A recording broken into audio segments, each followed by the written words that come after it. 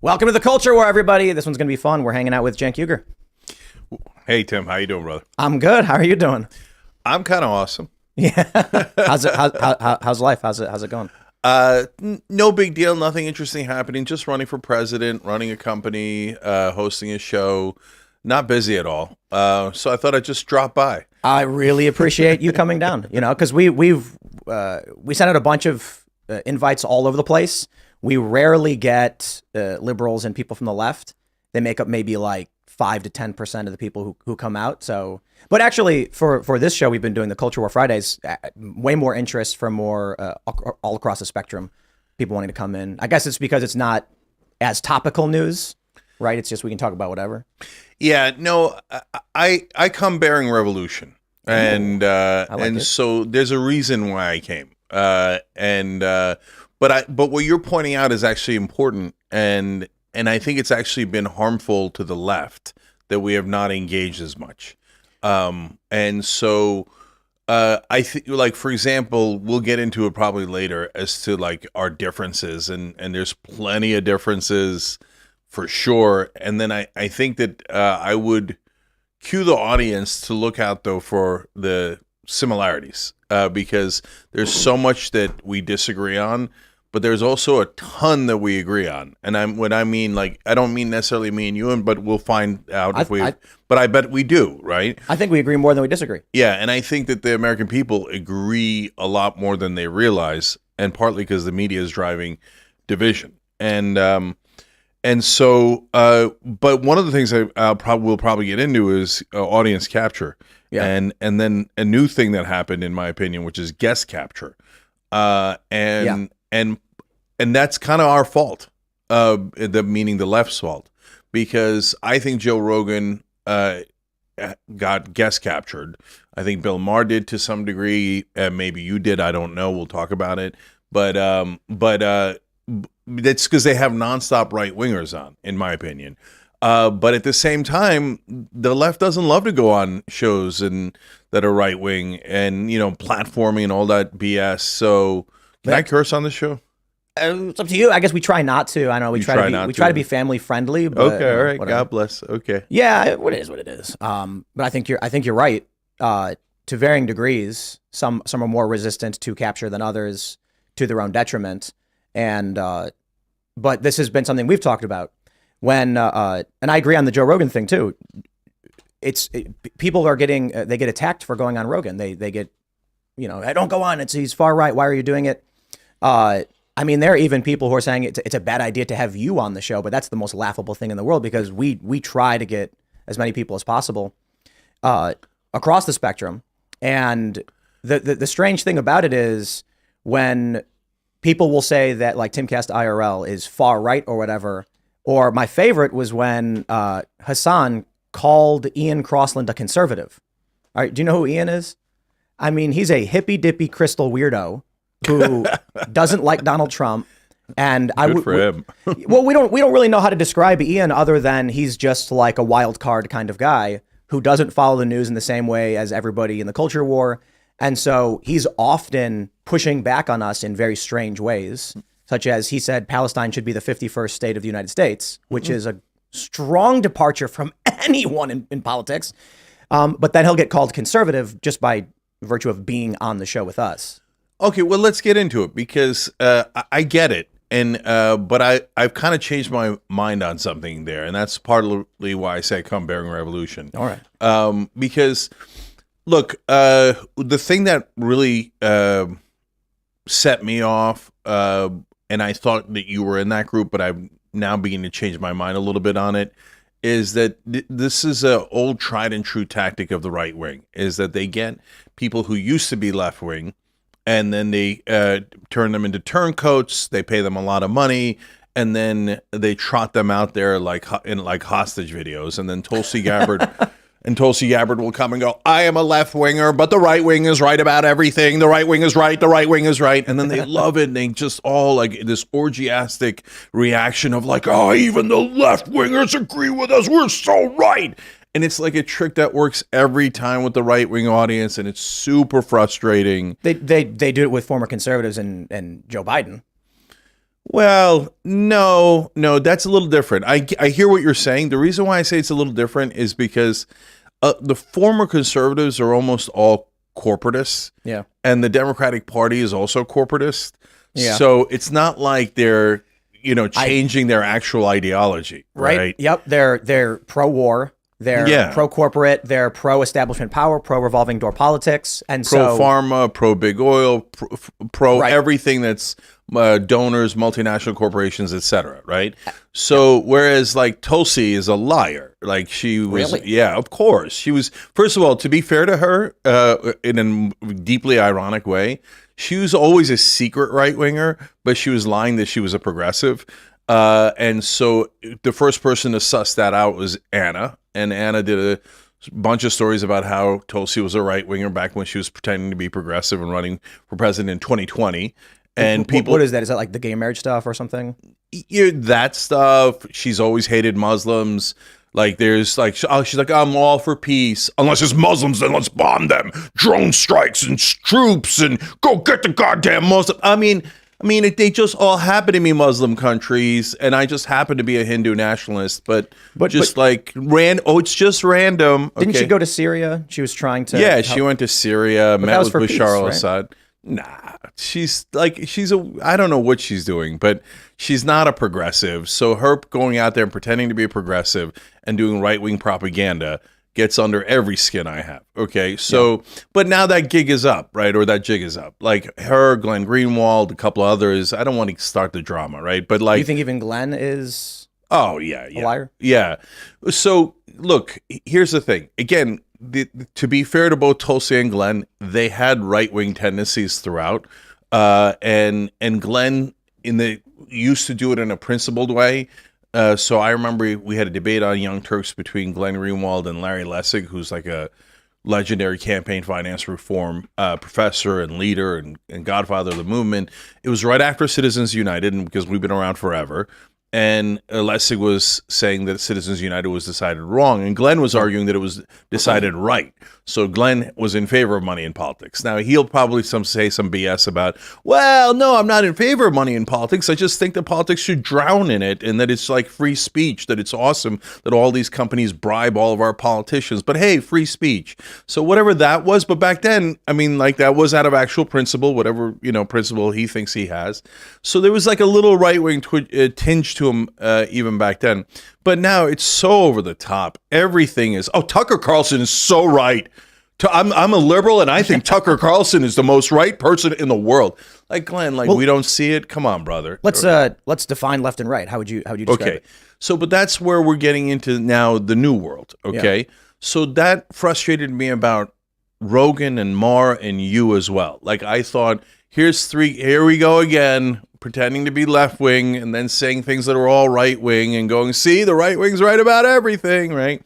But I now think a little bit differently about you three. Okay. I think Tulsi and Glenn are still just playing a scam, total utter scam. Okay. But it's, Dave Rubin is a classic example of that scam. He also had like right-wing tendencies a little bit. He like loves, anything that's brutal on the Israeli side. He's like, occupation is great. Bombing the hell out of the Palestinians is awesome. So he always believed that even when he was pretending to be a liberal. So, but for like Dave, there's nothing left about him. Nothing. And no one thinks that Dave Rubin is left anymore. And as long as you don't think he's a left winger and you're not running that scam and you just say, okay, you're a right winger, then I have no problems. Then let's debate. It's no big deal, right? I think even he calls himself conservative now. Yeah. He gave up that shtick. But what is left and right in your view? Yeah. So I'm going to get to that through the answer of you, Rogan, and Maher, that new group, okay? So Maher's not a right-winger. Like, I get it, right? But does he have right-wing views? Yeah, he does, right? So he's terrible on Israel and on Muslims, et cetera. He's in the Sam Harris group. And there's a bunch of other things he's terrible on. But he's right about a lot of other things, right? He's right about Biden. He's right about at least half the topics. And Rogan is genuine. Like as much as like I get frustrated by Rogan and I think there was audience capture and guest capture and all of that, he genuinely means it. And part of the reason is he was already rich. He didn't need to do Dave Rubin-like scams to get rich, right? So he's just has his own opinions. He's sharing them. They're leaning more right-wing. But as long as it's genuine, I got no problem with it, right? The more the left refuses to come on, the more you get conservative, right, libertarian, or post-liberal, whatever you want to call it. And then the more your views are going to be shaped by those that are surrounding you. You know, you are the summation of the 5 people that surround you. 100% right, Tim. So, like I say this at the very beginning of my book, we have hardware and software, right, in our heads. So our hardware is our DNA and what we're predisposed to. So maybe later we can get into my hardware, which is complicated because I'm generally very progressive in my nature. But there are parts of me that are conservative, that like I don't like change. I like staying in the same house. I like driving on the same road, et cetera, et cetera. So the hardware is a little complicated, but the software is the interesting part. Software is where you get all of your ideas from. And where do you get them from? You get them from family, friends, media, your surroundings, et cetera. The bubble that you're in. Yeah. And we're all in a bubble. And I try to get the left to understand, brothers and sisters, the right wing's not the only people in the bubble. Like, we think MAGA's nuts, right? We think like the election being stolen is the craziest thing that anybody's ever thought. And I believe that 100%. Okay. So they're in their bubble in our opinion. But we have our own bubble, right? And so, and our own bubble has some things that aren't true in it either. And I can give you some prominent examples in a minute. But now the new thing that's happening, getting to the core of your original question, Tim, is that now I sense a disturbance in the force. And before, everything was left-wing or right-wing, and it isn't that anymore. Especially in the last 6 months or so, I have started to see hosts who are no longer easy to define, okay, that have opinions that are in different parts of the spectrum.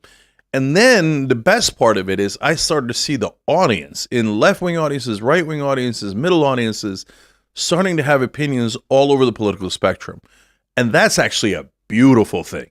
And the reason that that's great is because these preset ideologies, just believing in them is irrational. Like, so what? We're supposed to be either left-wing or right-wing, and that comes with like 80 different policy points on each side.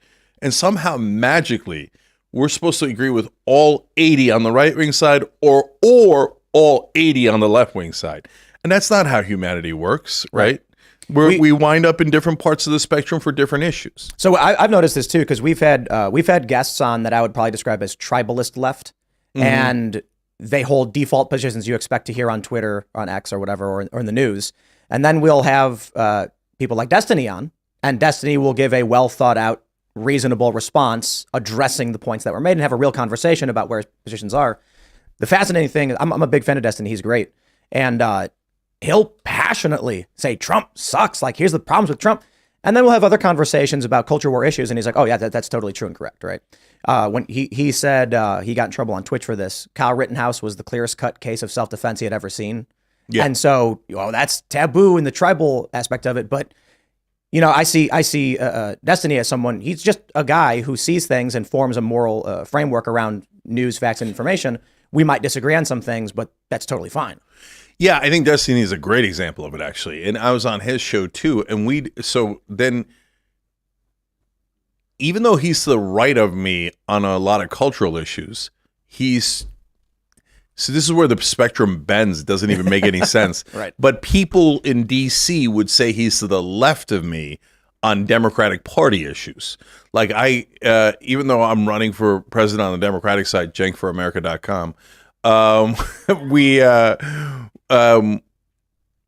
but I think Democratic leadership is awful. And Destiny is like such an interesting character and a bit of an avatar for the new paradigm, because he will not agree with the orthodoxy of some of the left, but then he loves Biden, and I think it's hilarious. Like he's genuine about it, so I don't mind at all. Yeah. Right. Remember when they said that Kamala Harris was to the left of Bernie Sanders? Yeah. And then, by the way, then Trump said that she was a Marxist and a communist. Right. Well, let's make up our minds. What they were really saying was that she does not compromise with Republicans. So her voting record is almost more aligned with Democrat Party politics, whereas Bernie Sanders was willing to compromise with anybody to get a bill through, which shows, in my opinion, more reasonable behavior. But then the media narrative is because she's voted without Republicans, she's more left, which is like literally makes no sense. No, that's a great point because they actually do that to progressives all the time. That's mainstream media trick 101. Bernie Sanders is not a real Democrat. Well, but wait a minute. What does a real Democrat mean? The Democrats used to be the party of FDR. And so it meant Social Security and LBJ, Medicare and civil rights and voting rights and all these progressive policy positions, war on poverty, et cetera. And Bernie Sanders represents that infinitely better than Kamala Harris or Joe Biden. But the Democratic Party's become corrupted now. And so they vote for things that are not left-wing at all, that are just corporatist. And then the media comes in, which is corporate media, and they go, the corporate positions are the Democratic positions. These FDR positions are terrible right-wing positions. You're like, no, you're making up things that are weird and ridiculous, and that's partly why mainstream media lost all credibility. Claiming that Kamala Harris is further left than Bernie Sanders, you'd have to be in an institution to believe that. But that is how but they're tricky, they're liars. So they don't say Kamala Harris is more left-wing than Bernie Sanders. They say Bernie Sanders is not a Democrat. Yeah, and it cues the Democratic voters to think he's a Republican because he's not a Democrat, when in reality he's further left than the Democrats. The media knows that trick, but they go, technically, I didn't say he wasn't left-wing. I said he wasn't a Democrat. Technically, he's not. Well, I think Trump and Bernie caused this fracture in 2015 into 16. Bernie was too far left, and they could not let him gain popularity in the party. They could not let him win the nomination. It was a meteoric rise. Donald Trump was called by Vox.com a moderate Republican, and he was actually taking more moderate, even right-leaning Democrat positions to try and generate mass appeal, resulting in the Democrats having to oppose whatever it is Trump was suggesting, and then creating this weird amalgam of neocons and neoliberals taking corporate establishment positions, which was then the left. Yeah. So, you got to... We try to have that. I have this debate very often with people on the right when they say leftists hate guns, and I'm like, no, the left they like guns. Liberals want gun control. There's a distinction there, but the media will only give you one narrative, and they try to lump everyone into the same categories. Yeah. So the phenomenon you described about Trump and opposing Trump is, I think, 95% right, and it really saddens me, sickens me that the Democratic Party has been taken over by neoliberals and neocons. And I mean, just look at MSNBC. It's wall-to-wall former Republicans. And intelligence officials. And generals and former Republican congressmen. I mean, Nicole Wallace is like in D.C., she's the belle of the ball. Nicole Wallace, Trump resistor extraordinaire. Her job was very literally to be the mouthpiece for George W. Bush and Dick Cheney as they were starting the most disastrous wars in U.S. history. How does George W. Bush, how has he recovered his favorability among Democrat voters? You've seen the polls, right? Yeah. And that's what drives me crazy. So Liz Cheney opposes Trump. I think it's courageous, and I appreciate her for it. But I disagree with everything else that she says and does. You don't have to lose your mind and be like, Liz Cheney's now a good guy, and I love Liz Cheney. No. If you give her an opportunity, she'd start the next war in about half a second. And then then Nancy Pelosi hugging Dick Cheney. No, Dick Cheney is prime evil. So you don't hug Darth Vader because he's against some other Sith Lord. Well, let's talk about you running for president. Yeah. Can you be president? The argument being that you were not born in the United States. Your parents were not American citizens when you were born? No, they weren't, actually. I saw you said that. I appreciate that you were looking for... you were almost looking out for me, but they weren't. No, I'm just... I just want to know. A lot of people on Twitter were saying that the first thing that happened was we talked about your campaign. The first thing I said was, if it was between like Mitt Romney and Joe Biden, I'm voting for you. Yeah. And... damn right. CenkForAmerica.com. But it's because... I even donated to Nancy Pelosi's progressive primary rival because I think, she's prime evil. I would rather have an idealistic young person who's wrong than evil corporate Nancy Pelosi enriching herself through government and squeezing the vestiges of power until she dies. It's horrifying. But when this came up, Phil Labonte immediately was like, Cenk's not a naturalized citizen. He can't be president. And I was like, oh, okay. Well, then what are we talking about? Explain, good sir. Yeah. So first of all, I'm mainly in the race to make sure that Biden drops out. So I want to talk about that a lot. We like that. Yeah, he's at 37%. You shouldn't like that. You should be opposed to me because the Republicans and the right wing should want Biden in this race. He's the weakest possible candidate for the Democrats. He's sitting at 37% in the polling. He's down 10 points in independents, down in 5 out of 7 swing states. I have him at over 90% likelihood of losing. So if you're a right winger, you should turn around now and be like, yeah, let's go Joe Biden. Okay, whatever the opposite of let's go Brandon is. Because that brother's going to lose. There's almost no chance he wins. I agree. And he doesn't know how to campaign. He doesn't know how to fight for his voters. Like Mike Johnson gets elected Speaker of the House, right? I think he's extreme MAGA. I think he's a nut job in 1,000 different ways. We can get into it later. And then when the press secretary is asked about it by Peter Alexander at NBC, they get into Biden mode where they're like, well, that was in the past and we're looking forward to the future and we're looking forward to working with him. Why are you defending Mike Johnson, who's the leader of the other party? You're supposed to fight for us. You're not supposed to go around being like, and Biden says it in nearly every speech. Oh, my Republican friends, I love Republicans so much. I work so well with Mitch McConnell and Kevin McCarthy. We've been ripping off the American people on behalf of corporate donors for decades. Wait, did I say that last part out loud? No. Okay, he didn't say the last part out loud. But even if you don't think that, even if you're the most hardcore Biden dude in the world, which congratulations, there's 3 of you. Okay, there's like no enthusiasm. I can get into that too. It's not going to change the fact that the country's not into him. Like, what do you think about what Matt Gaetz did with McCarthy? So that's another one that's long and complicated because I thought that there were good parts of that, and then of course disastrous parts of it. Right? I love it. Yeah, but let me answer your question about the native-born issue. Yeah. Okay, so I'm not a native-born citizen. I'm a naturalized citizen. Okay, and so everybody then goes, "Well, duh, can't you read, man? It's in the Constitution. It says right there you have to be native-born." Yeah, that's in the original Constitution, and right next to it is the clause that says that black people are 3/5 of a person. Well, can't you read, man? It's in the Constitution. It's right there, man. Yeah, but there's a thing called amendments that amend the Constitution. So that part got amended out, the 3/5 part, obviously. Tons of the Constitution got amended out. And the natural born citizen thing was amended out by the 14th Amendment. So the 14th Amendment says very, very clearly, anyone who is born or naturalized has due process and equal protection of the laws. So the Supreme Court has ruled that due process and equal protection means you have the same exact rights, and they didn't put naturalized in there by accident. They put it in on purpose. That very clearly amends the earlier part of the Constitution where naturalized citizens did not have equal rights. Now we do have equal rights. I mean, that's, again, the whole point of the 14th Amendment was to take out the discrimination in the earlier part of the Constitution. And they didn't say like, oh, born and naturalized have equal protection of the laws, asterisks, except for those goddamn naturalized citizens, they're not allowed to be president. If they wanted to say that, they could have said that, but there is no asterisks.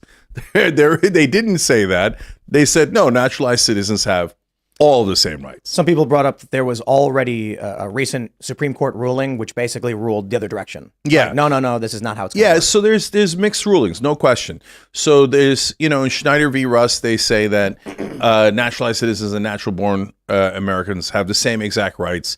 It would be, wildly unconstitutional to treat naturalized citizens as quote-unquote second-class citizens, okay? Now, in Schneider, they mention the presidential clause, but they don't comment on it. They don't say yes or no to it. They just note it and move on, okay? And then there are decisions with this guy, Hassan, did a kind of a fake run. He's a good guy, good intentions. I imagine, I don't know him personally, but kind of did this amateur litigation, and the courts then didn't really get a chance to fully consider it.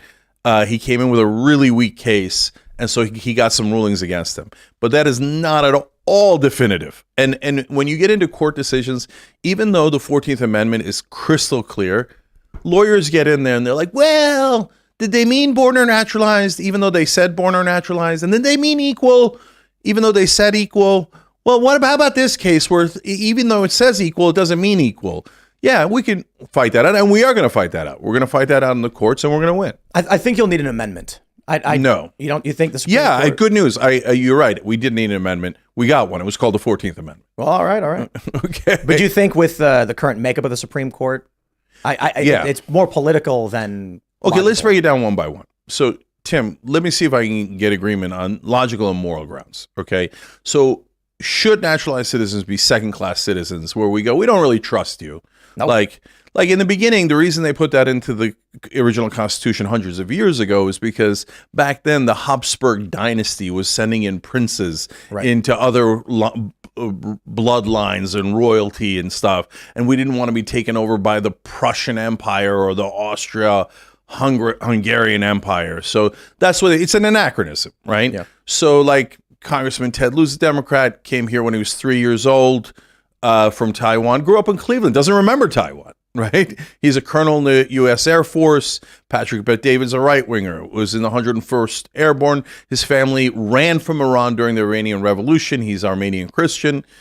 Is he disloyal? Is he more disloyal than other Americans? No way. I mean, you tell me. Do you look at those guys, Arnold Schwarzenegger, etc., and go, they don't love America enough? I bet they're going to sell us out to Austria or Iran or Taiwan. I think you'll find Americans will do that too. I think you'll find there's traitors of this country. We had that story about the military couple selling nuclear secrets. I think what was that, like last year or whatever.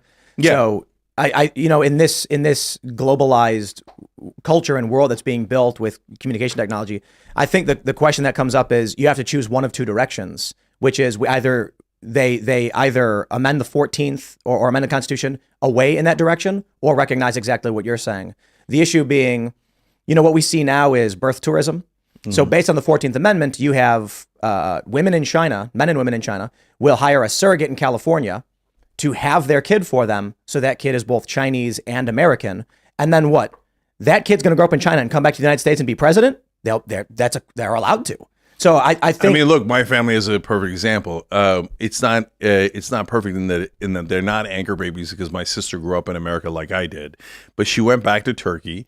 And when she came here, she wanted to have birth here more because of, not like anybody thought like, oh, these kids are going to be the president, right? No, because it's better health care, comfortable, and with her parents, with my mom and dad to take care of her. So for when she had both Hassan and Murat, my two nephews, she came back to America, where she grew up, to have the kids.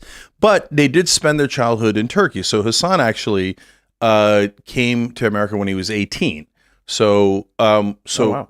so I grew up in America, and culturally, I'm 100% American, right? And this is my point, right? If a couple in China has a surrogate give birth to their son in California, who is then immediately at the age of 2 months brought back to China, raised completely under the CCP, and then at 35 moves to the United States and says, I'm going to run for president, I think we'd be upset with that. We'd say, wait, hold on. And for someone like Patrick Bet-David or you, I know people are going to say politics. They might not like yours. They probably like Patrick Bet-David, but you would much rather have, in my opinion, either of you who grew up in America, American culture, and we disagree politically. It's better than someone growing up in China and having a technicality allow them to be our president. Yeah, 100%. So it's absurd to say that we are less American than the person who went and grew up in a different country. And you're not wrong. Folks come over from China, Taiwan, and have kids in LA. That's a common phenomenon. People know that. And they do that for tourism. And so we can argue about whether that should be allowed or not allowed, but to say that we're less American than they are is absurd. It's totally absurd. So logically and morally, everyone gets we shouldn't be second-class citizens. We should have the same exact rights. And look, I don't know if if you guys watched the Netflix show about Arnold Schwarzenegger. Mm-hmm. So it just reinforces what I would have figured about Arnold, which is that I love America. We can get into that too, right? But if anyone loves America more than me, it's Arnold Schwarzenegger. I'd love it if America stopped blowing up kids overseas. Yeah. Just because. Oh, and that's another thing with the left. I love you guys, but it's okay to say that America has done 100 things wrong, Yeah. and still say you love it. Okay, and for the right wing, it's okay to say you love America and still say that we did 100 things wrong.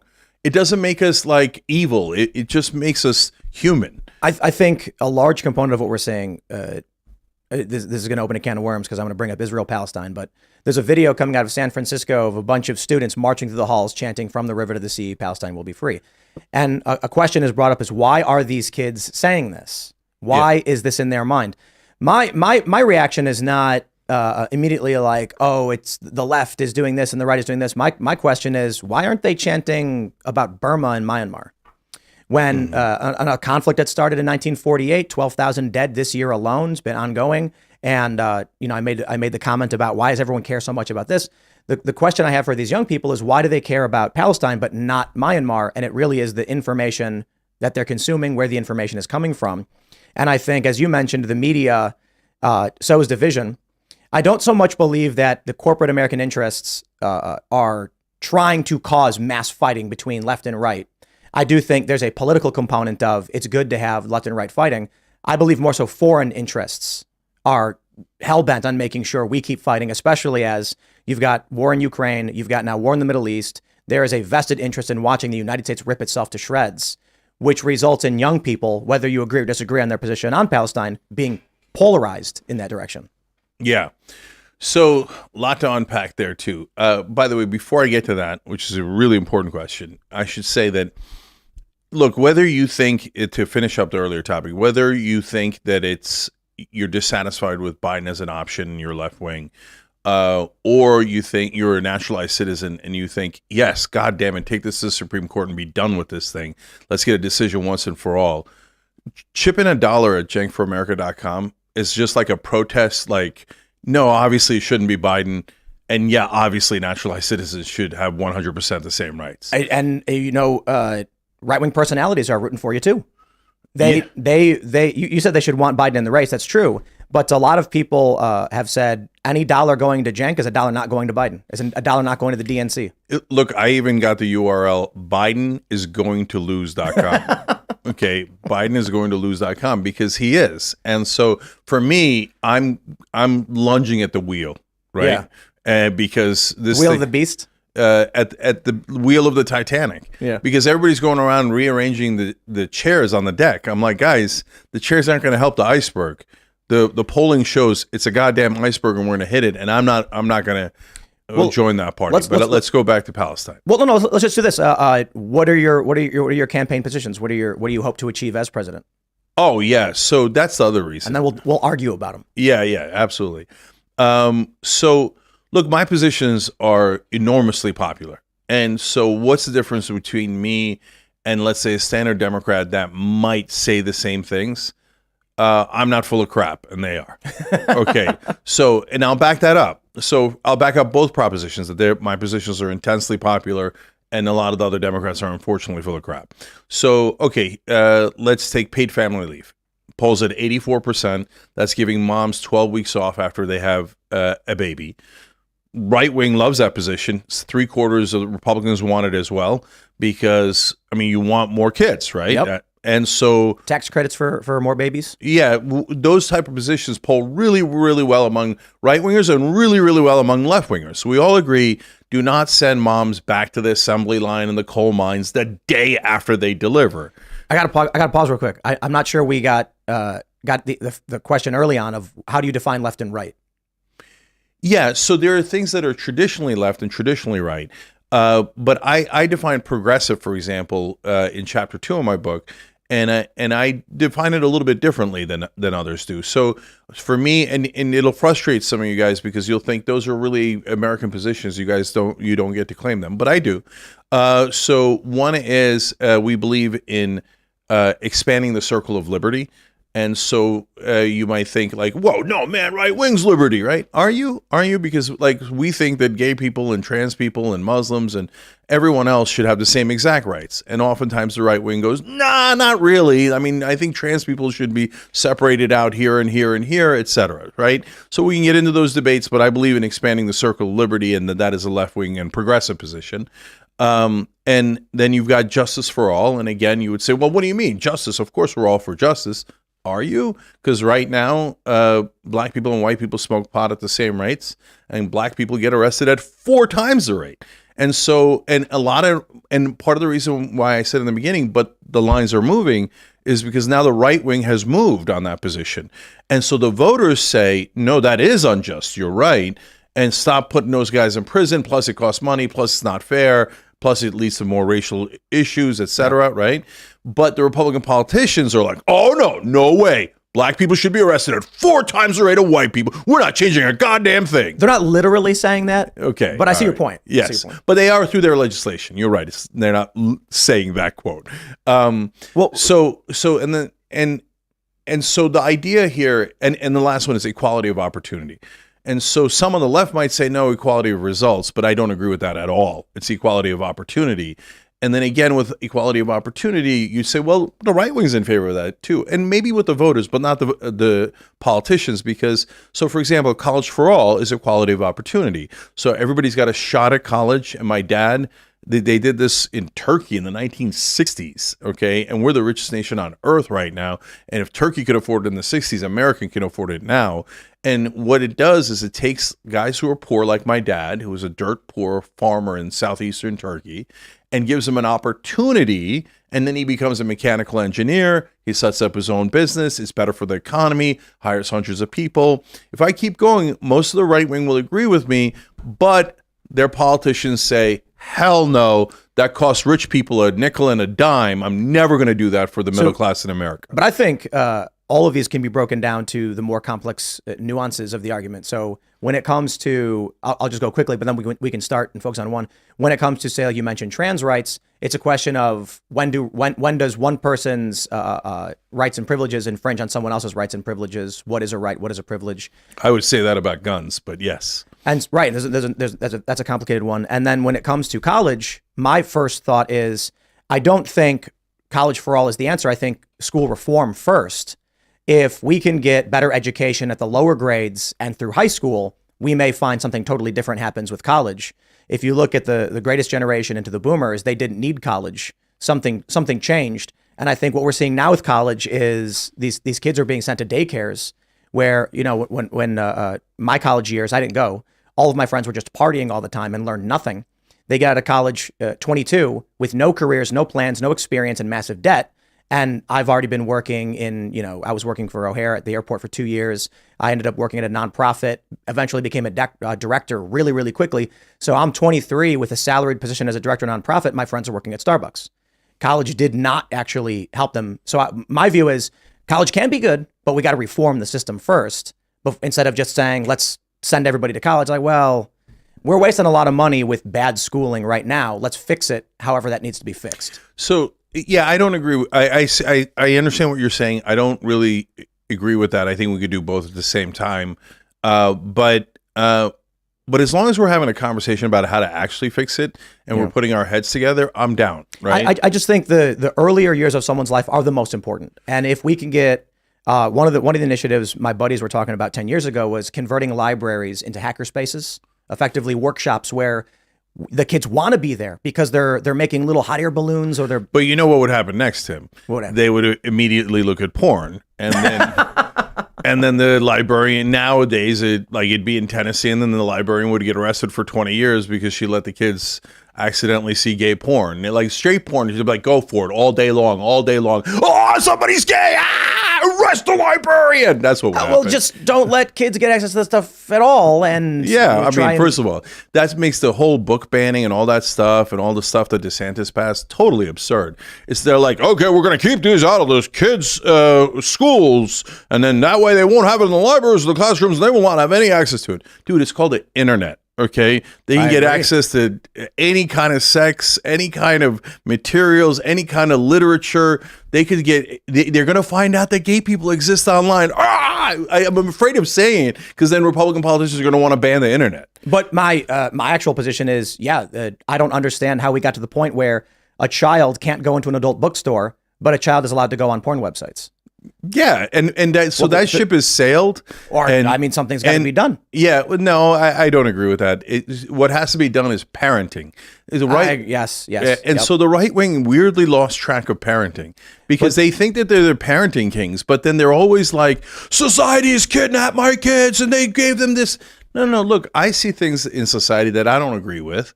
And you know what I do? I sit my kids down and I talk to them and I say, here's what's right and here's what's wrong and here's why, right? But do you know why the issue of the books comes up? It's because parents were not being informed and the information was being withheld from them.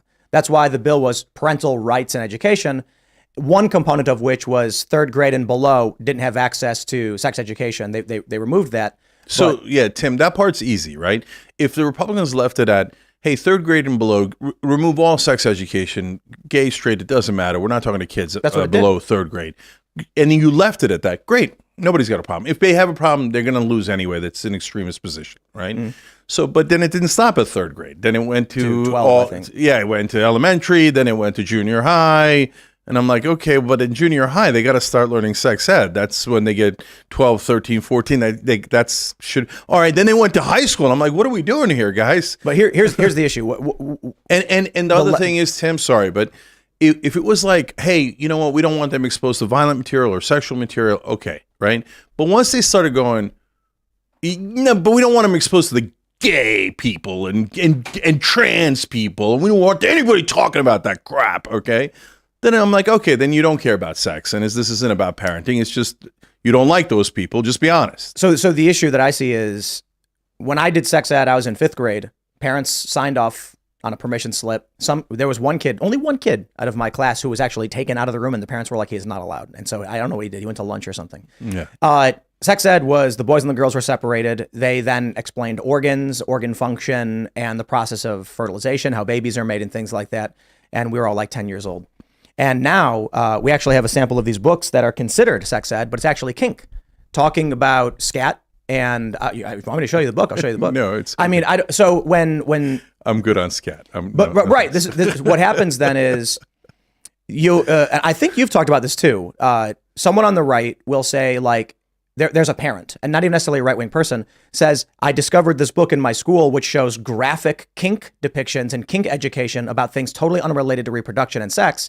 And then you get a knee-jerk reaction from the tribal left saying, you want to ban books, you're anti-gay. And it's like, wait, hold on. Like, this book just shows someone giving a blowjob, and playing with strap-ons and things like this. That's not for kids. But Tim, if you guys left it there, it would have been just a fringe. Well, that's where I'm at. Yeah, if that would have been just a fringe part of the left arguing for dildos in class. Okay, that would not have been the entirety of the left. It would not have become a national issue. For sure, but you guys didn't leave it there. Then you went to like any book that mentions gay people. But you say we did not. Like, okay. Whoever we are here at Timcasts, we're weirdos or something. But you're right. Yeah, Ron DeSantis then expands it.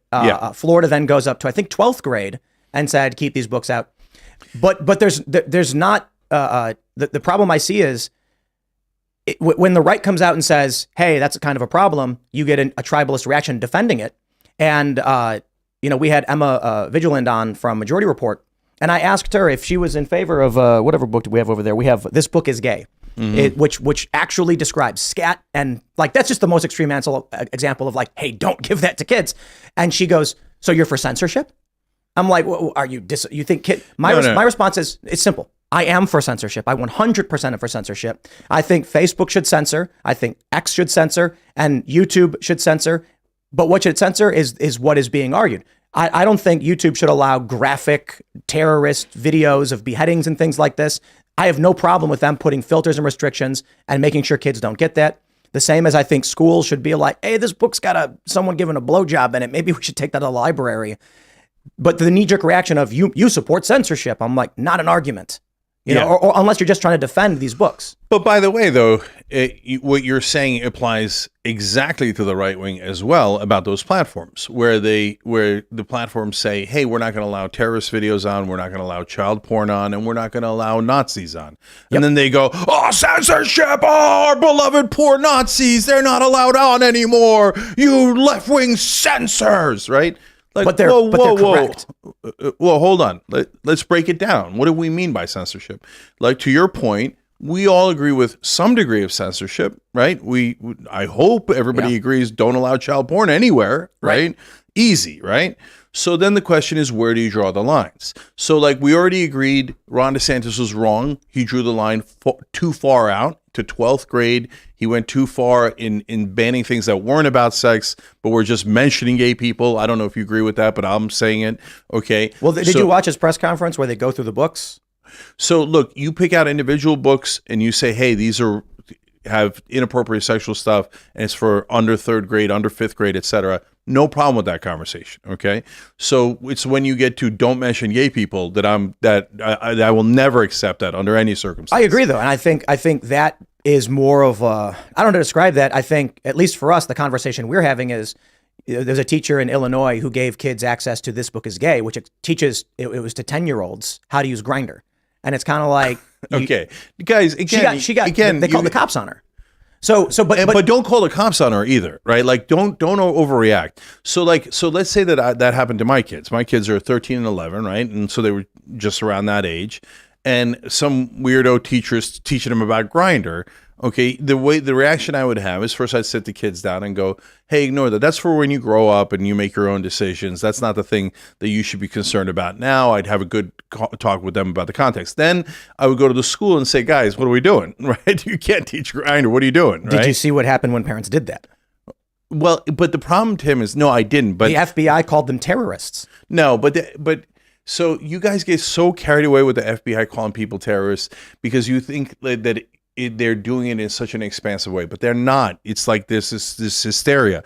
FBI is mainly targeting domestic terrorists that are actually right-wing terrorists. And so like, then again, people catch feelings because they're like, right-wing can't be terrorists. No, definitely can be terrorists. The dude sent pipe bombs to anyone who opposed Donald Trump. That guy's a terrorist. Agreed. Okay. And he happens to be a right-wing terrorist. And the FBI is saying at this point, the FBI, which is historically massively right-wing, the idea that the FBI is some sort of left-wing deep state is hilarious, not backed up by a single fact. But so the right wing, and so the FBI is saying, hey guys, we wish it weren't the case, but most of the domestic terrorists in America now are right-wingers, and they're all trying to kill anyone who disagrees with Donald Trump. I just think that's wrong, and I think I certainly think there are right-wing. And by the way, terrorists. I just want to be clear. That doesn't mean all right-wingers or a majority of right-wingers are terrorists.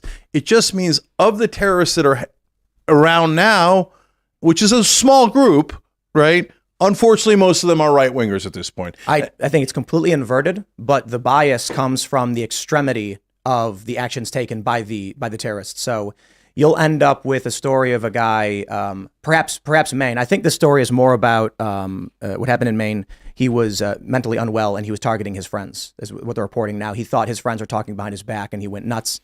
But by the way, they're all mentally unwell. Of course. No, but it's not of course, because the right wing says anytime it's a white person or a right winger, they go mentally unwell. And I go, and because I'm honest, I agree, right? And so, and they'll have half of them will have their manifestos, like in Charlottesville, he had a manifesto about race wars and how black people were terrible, and that's why he went inside a black church and shot him up. El Paso was against Latinos, there's the synagogue shootings. So these are political, there's no question. But no one who's mentally well goes into a synagogue or a church and shoots people. But that is also true of Muslims. When it comes to right wing, they're like, oh, yeah, that's so true when it comes to right wing. It's so true. They're just mentally unwell. They don't represent us. Muslims. Oh, it's all Muslims. It's all Muslims. They're all mentally well. That's why they shot up people. They don't have any mental health problems. Their problem is that they're Muslim. Well, no. That's exactly bigotry. No, all those dudes have massive mental health problems as well. So instead of saying, hey, I hate black people, they're saying I hate the West or whatever it is. But so here's my point. The examples you gave are these extreme examples that are horrifying. We try to prevent, and these people they're acts of evil, abject evil. On the left, you get what I would call more blunt terror. Mm-hmm. So for instance, the George Floyd riots. When you had small towns across this country, Michael Tracy's reporting, showing a grocery store that's windows smashed out and they spray paint on the boarded up window saying, please don't hurt us. When you have people in Berkeley, I was at a bar in Berkeley and they had Trump sucks, Trump is a pig on the window. And I'm having a drink and I asked, this is like 2017, I was like, you guys not big Trump fans? And the bartender's like, no, we like him. And I'm like, why would you put that in the window? If we don't, they'll smash our windows out and attack us. That people live in. Have you been to Berkeley? There's a Burger King with a big sign in the window saying, "We are not a corporate chain. We are family owned. Please don't hurt us." I'm like, why would you live that way? You look at May 29th, when far leftists firebombed the White House grounds and St. John's Church. And this is not major news. There's no committee hearings. But if you're somebody who lives, I'll give you a more recent example. When I'm in Reston, Virginia, having dinner with the team here, a guy comes up and says, "You're not going to hear this a lot in Reston, but I'm a big fan." And I was like, actually, like 4 people already have come up and okay, that's the blunt terror of, in a town I live in, I have to whisper and I'm scared that someone might find out I listen to Timcast. When in reality, people who worked there and other people had already said this, but they all seem to say the same things. I'm scared to express my opinions. That's not terrorism, Tim. But it is. No, it is people who are living in terror for political reasons. No. Let me clarify. Okay, so firebombing the White House is not terror. So no, firebombing, of course, is. They did, but that's Tim. That is enormously rare on the left. So you can always go back to, hey, the guy who shot Steve Scalise. Hey, we found it one time. Okay, what you're talking about is cultural domination. And is that true in Berkeley, that the left dominates in a way that is oppressive to the right? Like it's not the right. I'm talking about no, I get it. Asian salon owners. No, I know, and to the middle as well, right? Yes, but is it also true that you'll get the same kind of cultural domination in the middle of Alabama? So if you're in the middle of Alabama and you put up a Trump sucks sign, you are going to have massive problems. You will not get someone coming to your house and threatening to kill you. You're nuts. Yes, you will. In fact, there's a guy who had a Trump sign in the middle of Pennsylvania, and his neighbor, a Biden sign or something, and his neighbor shot him and killed him because he's like, "You're against Trump. I hate you. I'm going to murder you." Biden sign? I forget what the sign was, but it was something either against Trump or pro-Biden or pro-something. It happened a couple of years ago. You could definitely look it up. And so... yeah, no. There's huge parts of this country that if you say Trump sucks, they will physically assault you. I mean, look, forget the middle of the country. When I ran for Congress, we did a panel up in Palmdale, which is in, outer parts of LA. But there's like far right militia types up there as well, right? Even though it's mainly Democratic. And so some bunch of massive right wingers came to our panel, and I said one thing against Trump, and they nearly assaulted me. They're like, "How you can't say that about our president," right? Well, then they say Barack Hussein Obama's a Muslim terrorist. I said, wait a minute, I thought we weren't saying bad things about presidents. Yeah. What happened, right? So there are people that are massively full of crap on both sides. But perhaps the issue then is these types you're describing live in sparsely populated areas. You maybe don't see them. They don't have a larger impact on greater society because of the density of cities and the amount of people who live there. No, but they have a massive impact. The right wing does in the middle of the country. What we hear all the time on the Young Turks is, "Oh, thank God, I thought I was alone." Right? Like, I see you guys and it gives me sanity because I live in the middle of Tennessee. I live in the middle of Arkansas. I live in the middle of Texas. And everyone here thinks that, if you're against Trump, you're the devil, and you molest kids, and it's just like what you would call cultural terrorism. So I don't think that's fair to call terrorism on the right or the left. It's just cultural domination in certain areas. And part of what I'm trying to do here is shake people out of that and go, I hear you. And look at all the things we disagree on and all the things that I've said that probably made a bunch of right wingers angry already. But let's not lose track of the things we also agree on. Well, so why you saw the meme from Elon Musk where it shows the line moving further and further left, and then the guy who was in the middle is now on the right. Yeah, that line is the most full of crap line I have ever seen. That's what I did. I did the exact opposite line when I was a host on MSNBC a dozen years ago, because in reality, there's two different lines. There's the line that is for the country, and then there's the line that is for Washington. Okay. Mm-hmm. And the Washington line has moved so far right, I can't see it anymore. I was a liberal Republican growing up. I voted for George H.W. Bush. I was a kid when Reagan was around, but I loved Reagan, shining city on a hill, etc. But there was a thing called a liberal Republican back then where you could be socially liberal but still be a Republican. That just doesn't exist anymore. So when I say conservative Democrats, yeah. It's like everyone's talking about Manchin. He can't win. Yeah.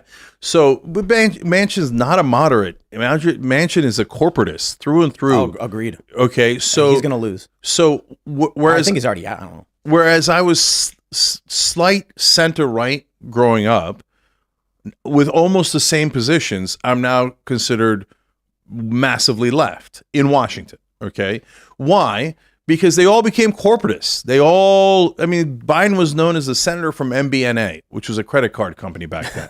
That was his nickname. Yeah. Like even the people in the Senate, they're like, oh, it's so funny. Even among us sellouts, Joe Biden's the biggest sellout. Let's call him the senator from MBNA, right? So we lost it. This is chapter 5 of my book. I'm not trying to plug the book. It's a natural thing that's coming up, and I want to go back to policy, etc. But chapter 4, I explain how we lost the Democratic Party. So the chapter 3 is Republicans suck. Why Republicans suck? Okay, and that explains how the Republican Party went from the party of Lincoln to, in my opinion, the party of hate. Okay, so the party changed completely, and they changed completely because of the Southern strategy. But for the Democrats, they think, oh, you're so right about that, Cenk. But I'm like, you think your party didn't change? We used to be the party of FDR. And now we're the party of credit card companies. Wealthy, yeah. Vox, right? This was 2016. Vox called them, Democrats have become the new party of the wealthy elites. Yeah, and it breaks my heart. But there's a lot of truth to that. But that's not the left. That's corporate Democrats in Washington. Okay. Yeah, I subscribe to Jacobin magazine. Jacobin has been very strong on defending free speech. And so when I started seeing the articles they were posting, and of course I know a ton of people who have been consistently very left economically, and I started seeing the articles and I started reading Jacobin articles, I'm like, this is the kind of left that I want to have an argument with, one that understands the importance of free speech. And I can respect that. And I also think it's important to hear what they have to say when they're making their arguments. Yeah, I totally agree. And I'm a massive, I'm very much in favor of freedom of speech. So then we talked about censorship earlier. So then the question is, again, where do you draw the lines? The world is not black and white. Well, right? So this is a point I did want to make on that. You said, the right saying, oh no, our precious Nazis or whatever.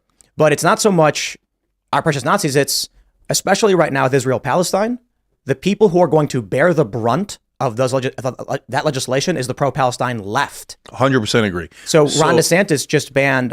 This is a bit of debate right now among Republicans. Vivek Ramaswamy is very critical of Ron DeSantis, saying this student group should be banned and forced to reform because in their school toolkit they say they are Hamas. They are not. They are Palestinians in exile who are a part of the resistance that is. I don't know how they explicitly define it. They say these are resistance fighters who attacked. We are part of that resistance. And so Ron's argument is that means they are declaring support for a terrorist organization. Therefore, we have to disband this group. Vivek says, oh, it's a bunch of kids in a college saying stupid things. Let them say stupid things. I agree with that. But this is what happens when you go after free speech. Yeah. So then let's talk about where the line should be, because everybody could look up these videos. Young Turks have been around 21 years. We're the longest internet show in history.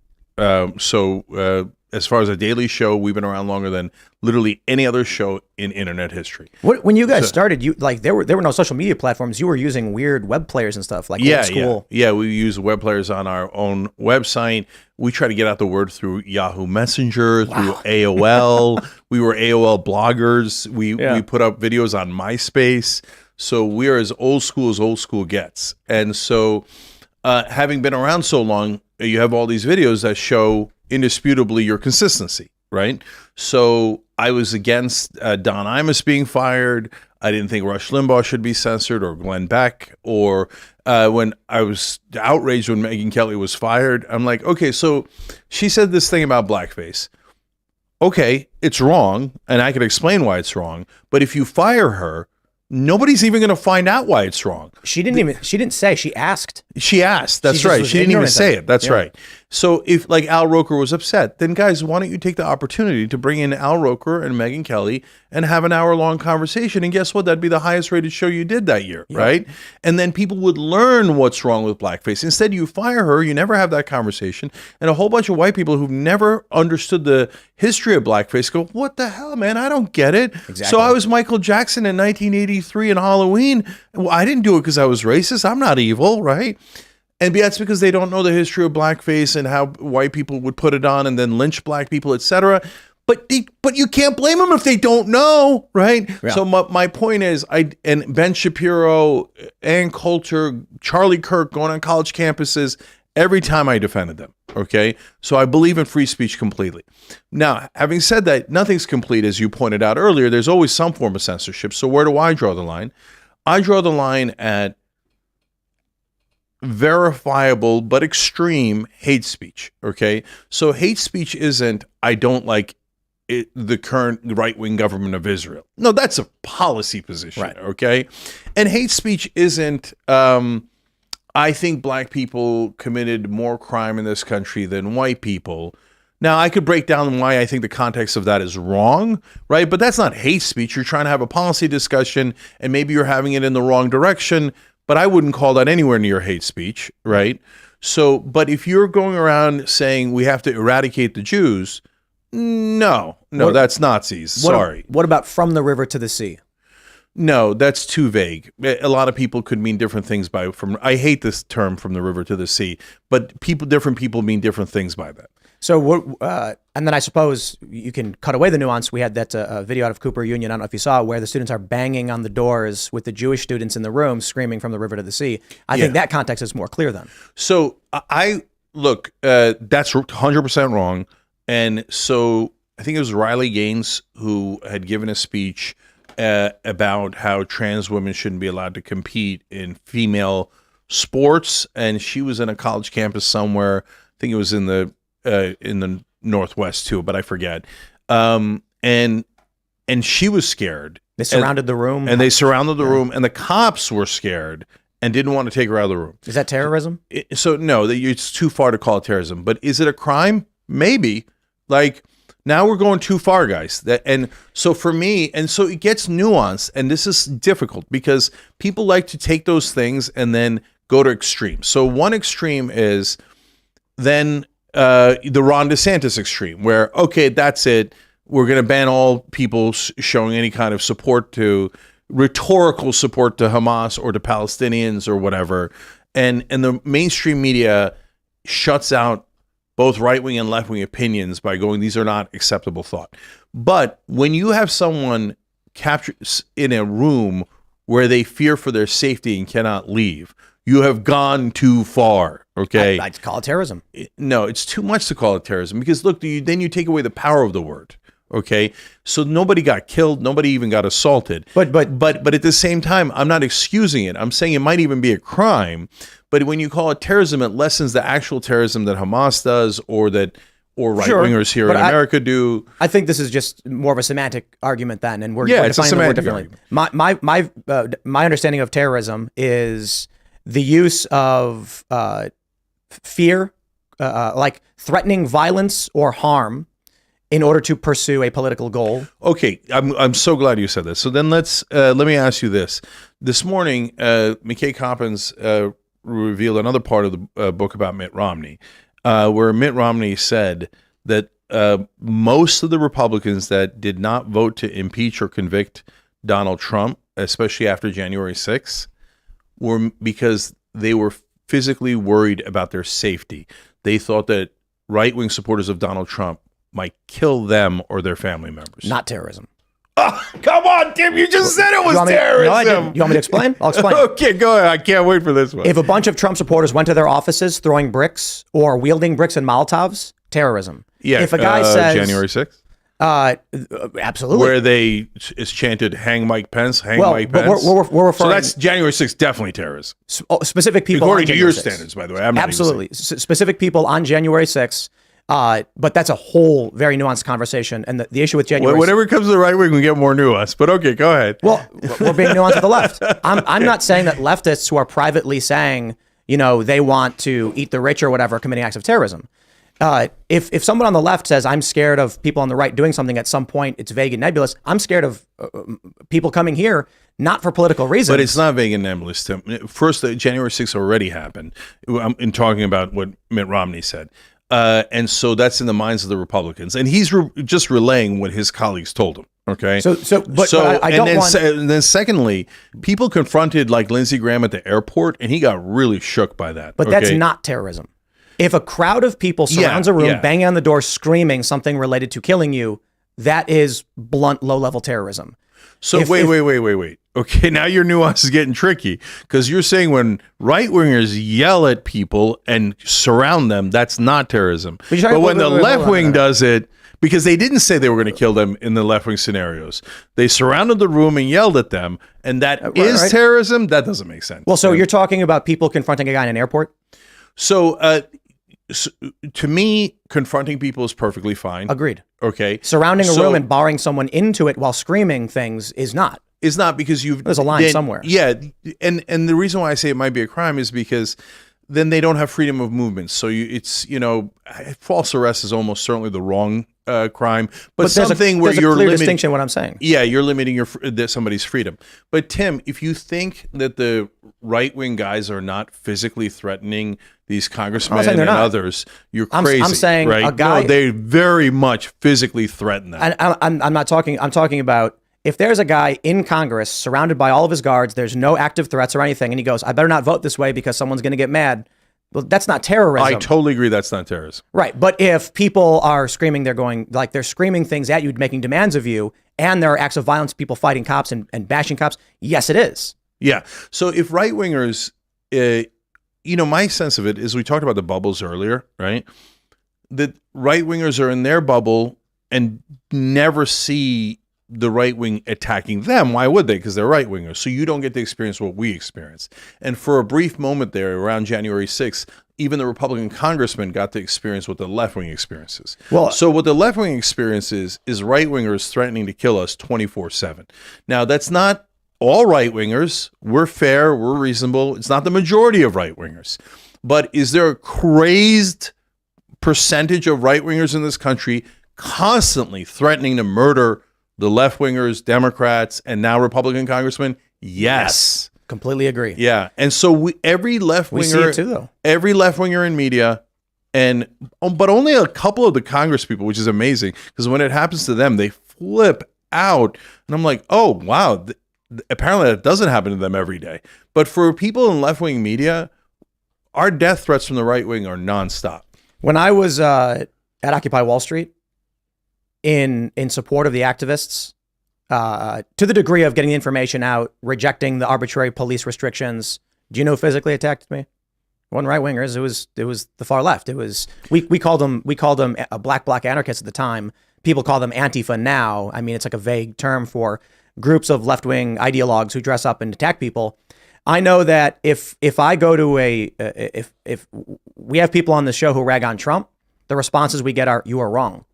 If we go to places and we challenge the left, we get threats of violence and death. No, not death. But we do. We were swatted. I'm against it. I was swatted matter. 15 times last year. We had. Oh, you were? We were swatted 15 times. Yeah, I saw that you were swatted at least once, and I said on air, I hate that. I despise that. Spies, infiltrators. I mean, the degree of threats that we got were insane. Yeah. So look, there's a strand of that on the extreme left. And it's always been around in the extreme left, but it got so muted. It's now back to rising up. It's bubbling up, and I'm worried about it. Whether it's tankies or whoever they are. I don't really like the Antifa thing. You guys hyped up so much, and then they never arrived. What do you mean? They did. There was barely any Antifa. Meanwhile, there's like right-wing militias everywhere. Well, and there's like 2 Antifa dudes in Portland, but there are extreme left, and they are getting more extreme. How many people now? How many people died in the occupation in Seattle? I don't know. I think 3. I wouldn't doubt that. It's particularly disconcerting when far leftists with rifles take over several city blocks. Yeah, that was a disaster. And they unloaded 300 rounds into an SUV with 2 teenagers in it. I don't know if they both died. There were, I think, maybe potentially 3 deaths specifically there. But it's like, hey, that's what we're talking about. That happened, So that definitely happened, and that's what I mean by the George Floyd occupation as well in Minneapolis. You also had shootings. There's a video of a car driving through, and they're unloading rounds into that car.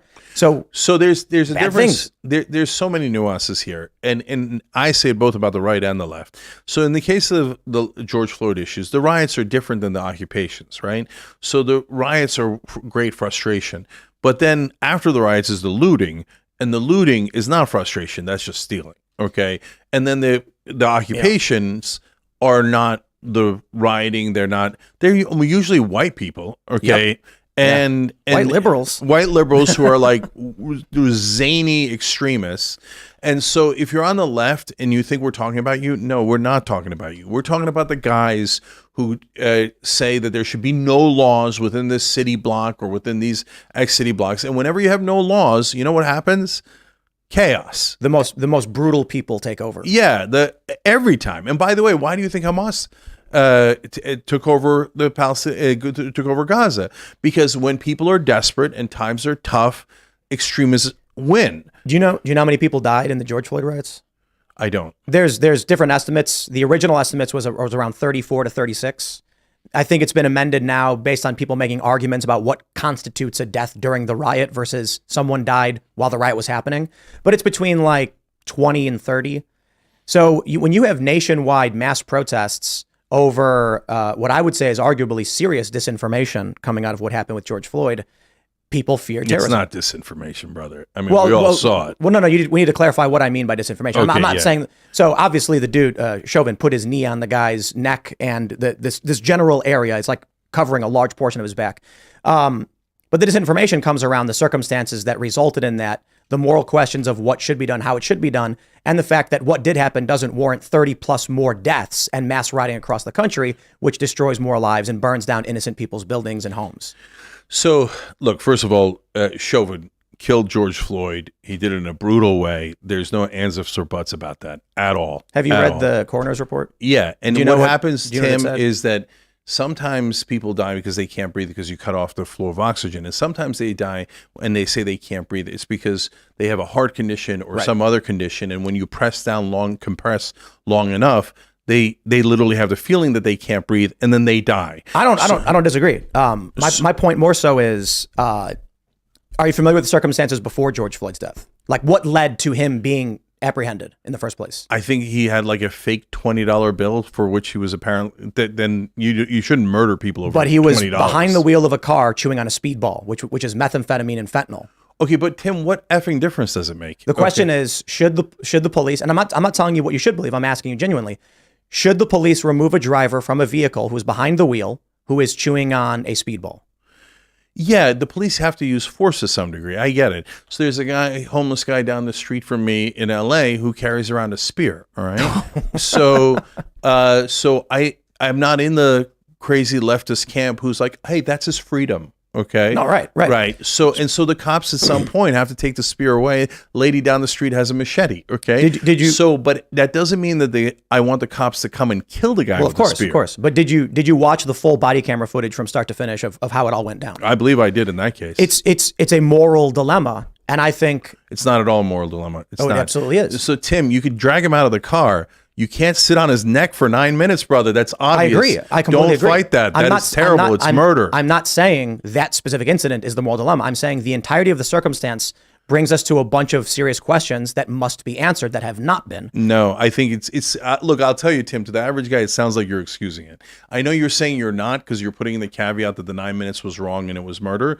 But like, don't get into it because if you want to talk about nuance, there's 1,000 cop videos where they drag him out of the car and you could say, no, that's totally okay. That guy's on speed. He was causing a significant issue where people might have gotten hurt, and the cops had to subdue him. So make the argument in that case. If you make it about George Floyd, everybody's going to think you're, defending this racist guy who murdered that guy. I don't care what people think about me if I'm trying to find a solution so this doesn't happen again. And so if the issue is guy uses counterfeit $20 bill, resulting in a police call. Police find him behind the wheel of an SUV chewing on hard drugs. He's removed from the vehicle. He sat down. Eventually, they move to arrest him. George Floyd becomes combative, says, take me out of the car. Take me out of the car. I can't breathe. Put me on the ground. Put me on the ground. Put me on the ground. Chauvin arrives after this, kneels on his neck. Those are the circumstances of what happened. Crowd forms. They're mad at it. George Floyd dies. 9 minutes. The questions are, where was the point at which this should have stopped?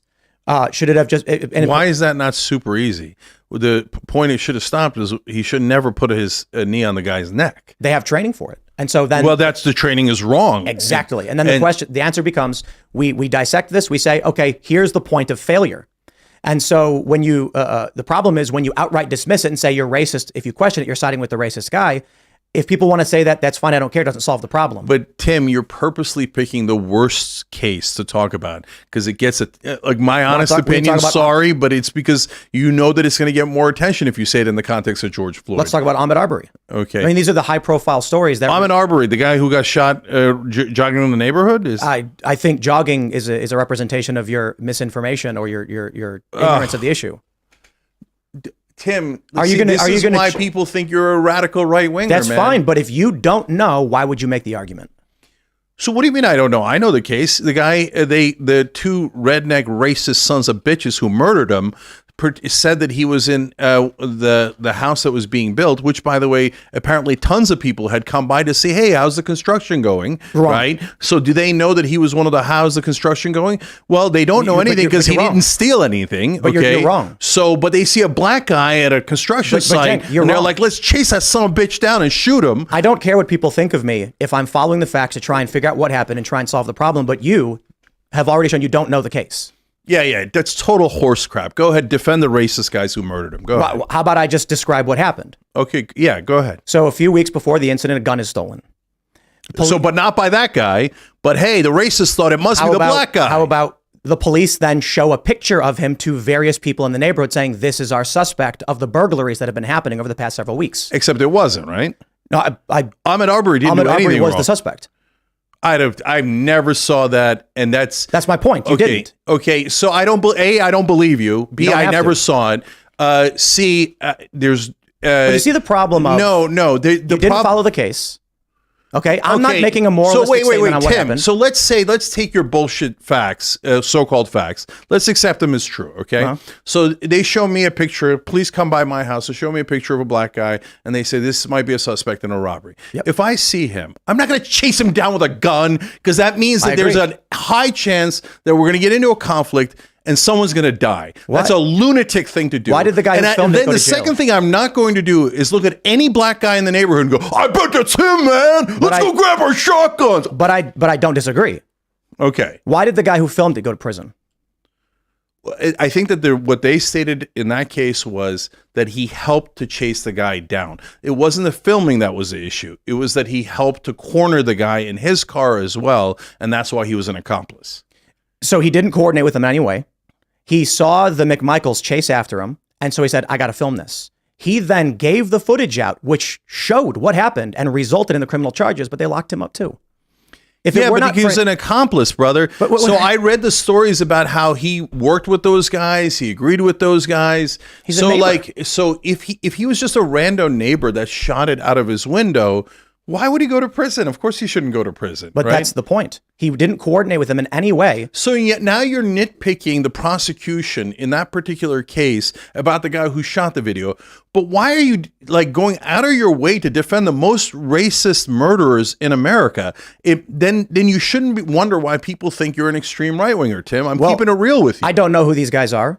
I don't know anything about You don't think that they're racist when they just chase down a black guy in the neighborhood and pull a shotgun on him? You see, he's not even armed, and then they murder him in cold blood, and you don't think that's racist? You see, what is your line for racism then? Okay, if there's a suspect in a crime, and the police say, this is who we think he is, then you believe this man may have actually stolen the gun out of my truck. He may be armed. The police told the McMichaels not to pursue. They should not have. 8 logical jumps there. Like what? Like what? There was a guy who was in the neighborhood. The cops show me a black guy's picture. Then maybe he took something out of my car. Now I'm like way out in maybe hold land. on, you're making a mistake. And here comes a black guy in the neighborhood. Maybe he was the guy, but maybe my truck, and maybe let's go chase him down with a shotgun. I didn't say they were right to do it. Did I chase down anybody else in the neighborhood with a shotgun? Oh, look, there's a black guy. Let's go chase him down. I didn't say they were right to do it. Okay. All right. Then why are you bothering defending them? I don't get it. You've taken this. Unless you're trying to get attention of all the right wingers who go, oh, that wasn't so bad, was it? Hey, Tim Pool's defending us. Do you remember the Covington Catholic kids? Remind me. The kid on the steps of the Lincoln. Yeah. And they knew when he caught the feelings and sued everybody and cried like a baby. And how many people accused that kid of wrongdoing when it turns out he was actually confronted by Nathan Phillips and not the other way around? We never made that mistake. And if you get something wrong, you just say it. I'm not going to get facts matter, right? Absolutely. So when it comes to the case like Ahmaud Arbery or many of these others or Breonna Taylor, I'm not going to start making declarative statements about the personal opinions of people I've never met and don't know anything about. I'm going to try and understand what the argument from the prosecution was. And guess what? The prosecution did not dispute that Ahmaud Arbery was a suspect in the felony burglaries.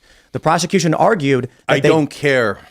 Well, that's the point. No, I care Tim, about and justice. I'll tell you why I don't care. So it's not just like I'm being flippant, right? It's because every time a black man is killed by either authorities or vigilantes, in the Ahmaud Arbery case, what right-wingers do is, did you know that back in 7th grade, he was once tardy? And we heard that in 8th grade, he was smoking marijuana. He was evil and had it coming. Did you know George Floyd might have stolen $20 whole? Oh my God, these black people, they're so evil. Did you know that Trayvon Martin, it was caught in school, maybe smoking pot? And that's why Zimmerman had to murder him in cold blood. He had it coming. He had it coming. So I can understand if conservatives and right-wingers have done that, and so you're just frustrated and don't want to hear it, but I'm not doing that. It's in the Ahmaud Arbery case and the George Floyd case, you're taking the most extreme cases with the most clear racism, with the most clear murders, and you're trying to nuance it. And what I'm telling you, Tim, and what has made me uncomfortable in the past about you, which is what I was trying to get past, is that attracts a huge right-wing audience because they want somebody to excuse the death of Ahmaud Arbery and George Floyd. And when you seem to excuse it with your nuance, then they go, yes! I don't care what finally somebody's sticking up for white people killing black people. Come on, don't tell me there aren't people in your audience that think that. There's tons of people who think that. So I'll give you another example. You were critical of me over my statements about January 6th, which I believe you took out of context. Okay, go ahead. So I made the point that trespass charges require an initial warning to anybody who's going to be charged. Right? You can't allow someone to enter a public building. But then if you just look at a right winger the wrong way, they can blast you with their shotgun. You think that the guys all the guys who are stand your ground. So I'm standing my ground, man. Are they giving warnings? They never give warnings. They just blast away. In West Virginia, you cannot just shoot and kill a person. I know, but you can in a lot of states. No, you can't. In Florida, you have the flimsiest excuse will give you stand your ground. But the excuse has to be fear of bodily harm. It's not just someone trespassed, right? So my point with January 6th was this. My statement was, I'm not sure if you're familiar, but there's videos of police opening the doors for people, letting them in and taking selfies. Right-wing cops who are like, yeah, go get them, guys. Absolutely. And my argument was, there's different entrances to the building. The people who are violent and rioting should be charged. They will be charged, and they should go to jail. To what degree? I mean, there's a debate on the time frame. I mean, 20 years is probably a bit excessive. On the other side of the building, there's a video of the police opening the doors to a calm group of people walking in and waving to the cops who say explicitly, I don't agree with it, but I support it. I support your right to it, or something to that effect. And I said, those people are going to get acquitted because you can't allow someone into a building to claim it's trespassing. You made the argument that Tim Pool said they're stepping over broken glass and didn't know they were trespassing. I didn't. And it turns out I was correct. Several of these people have already been totally acquitted or partially acquitted due to this fact. Okay, so again, Tim, like January 6th is different than the two cases we were talking about. January 6th, I think, is way more complicated, and I might surprise you with some of my opinions on that in a second. But if I got your description of that wrong, then my bad. Okay, and so like but again, you're no, that one's too complicated. You're allowed, there's plenty of nuance there, right? And so if you're saying those particular guys should be acquitted because they were actually let into the building, I agree with you. The cops should be charged. Yeah. And so, although it's hilarious that there are some right-wingers, and again, whenever I say right-wingers, guys, don't catch feelings. It doesn't necessarily mean you. I don't mean just you, Tim. I mean the audience, right?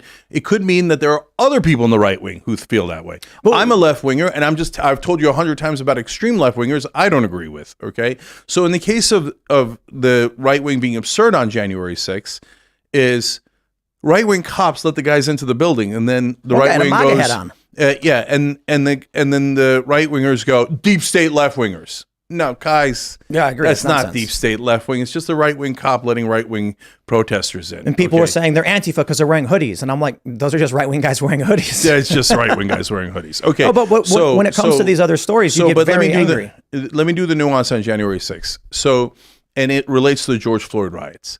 So, Martin Luther King famously said riots are the voice of the unheard, right?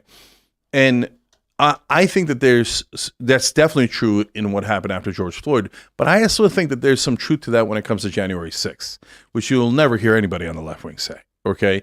And so I'm not 1% excusing the hang Mike Pence chance. And I think those guys are super dangerous. And I've talked about it before. I'll talk about it 2,000 times after. But for a lot of the right wing, first of all, the guys on the ground they did not, other than the leaders, they did not know that they were a plot to overthrow the American government. I think they were, and I'll explain why. But they didn't know that. You think there was a plot to overthrow them? Yeah, definitely. And so we'll get into that in a sec. But the guys on the ground didn't know that. They're just fodder, okay? And so they're super frustrated. So here's what the establishment and the Democrats don't understand about that frustration. It's because you guys keep lying to them, the mainstream media does, and keeps telling them, no, these politicians are honorable people and they're having legitimate debates, and let's find out what Lindsey Graham's opinion is, and let's find out what Joe Manchin's opinion is. Their opinion is, who wrote me the biggest check? Okay, so since mainstream media lies about that 24/7, and the average right-winger has the same problems as the average left-winger and the average independent in the country, which is that our wages are too low, corporate power is run amok, big business in cahoots with big government is crushing our lives. So their voice is unheard, and so they're in a rage.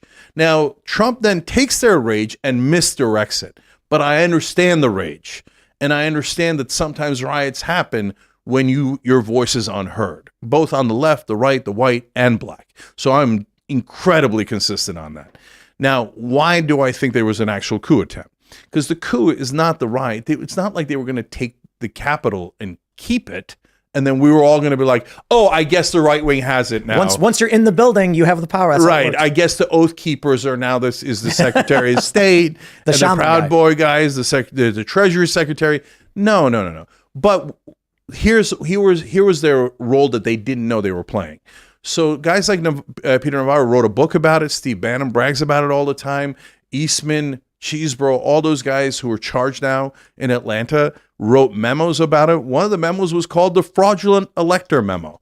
And so the plan was, we get a bunch of fake, and Sidney Powell accidentally admitted all the way back in November on Lou Dobbs' show. The plan is you get a bunch of, now they wouldn't say fake electors, they would say Trump electors, but they're not even technically the Trump electors, because you have a slate of electors for both candidates, right?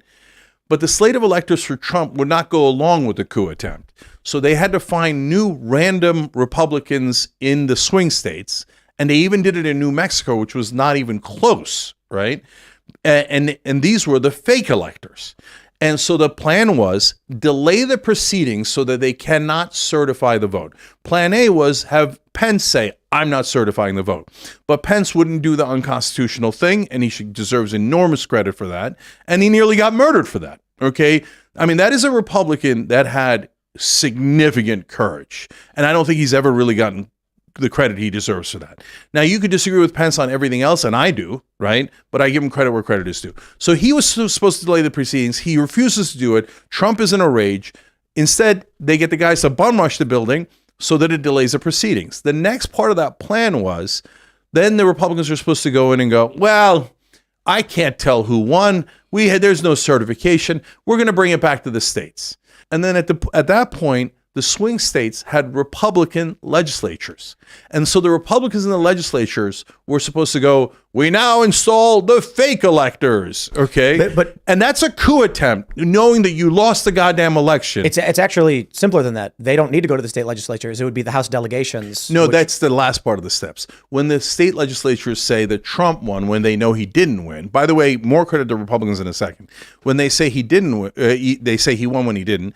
It then goes back to the House, because then it becomes an open question, a political question that the House has to decide. And the House, even though there was more Democrats at the time, they vote by state, and the Republicans had more states. Yes. So it was actually, if you're going to do a coup, it is a logical coup plan. And they discussed other coup plans. Michael Flynn proposed rolling out the tanks and doing martial law. They had a 3-hour conversation about it. Now, let me give credit to courageous Republicans.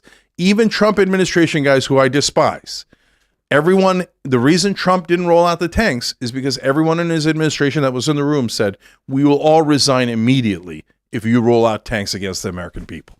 Okay, so credit to those Trump administration people, and then the state legislatures filled with what I think are radical right wingers.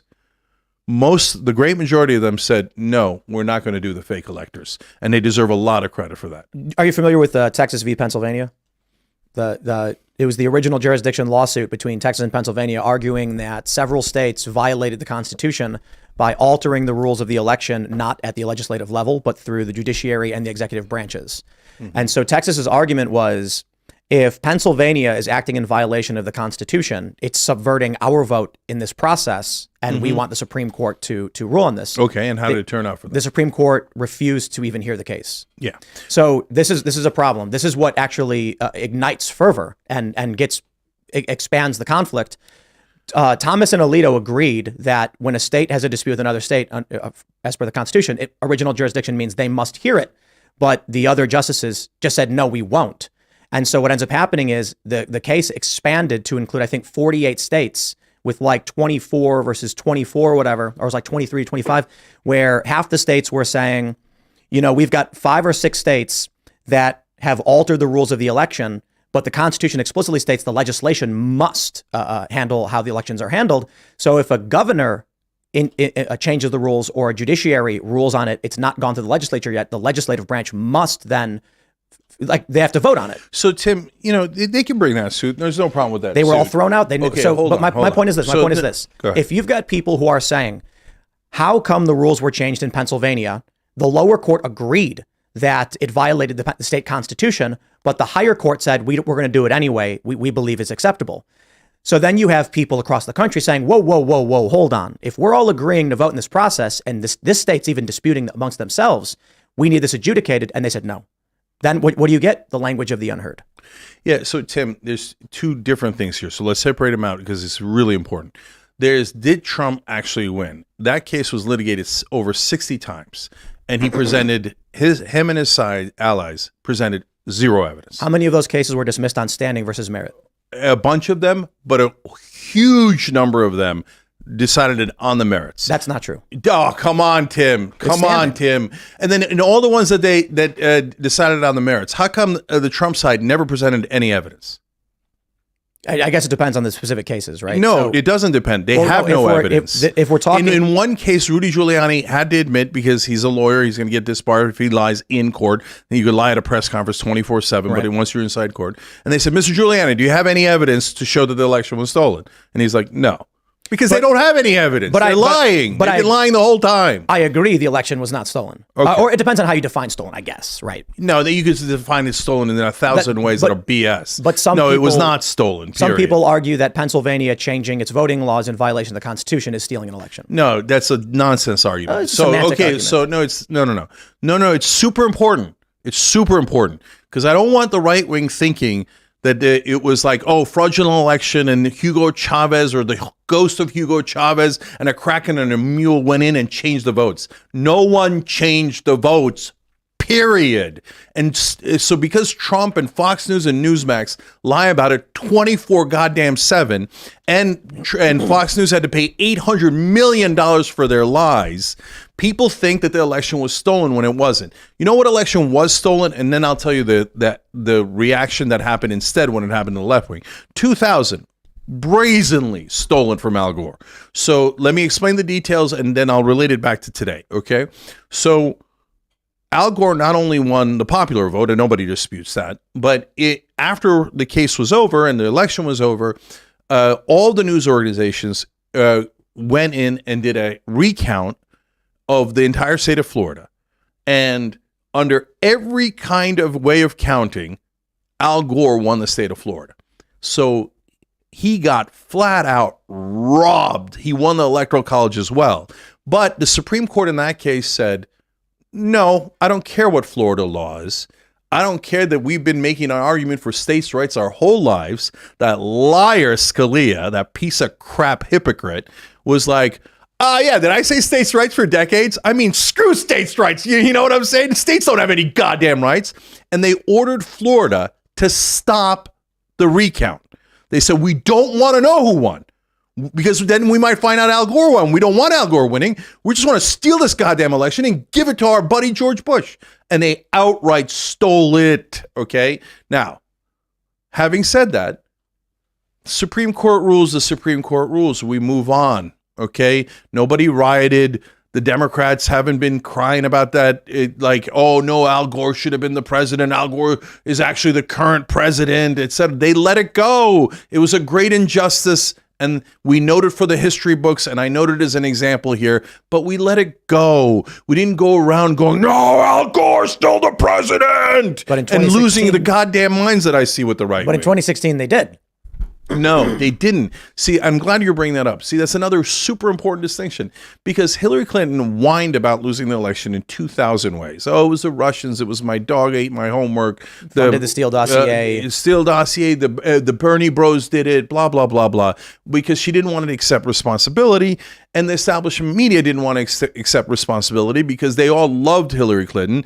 They all hated Bernie Sanders. They all hated Donald Trump. They hated anyone who wasn't the establishment.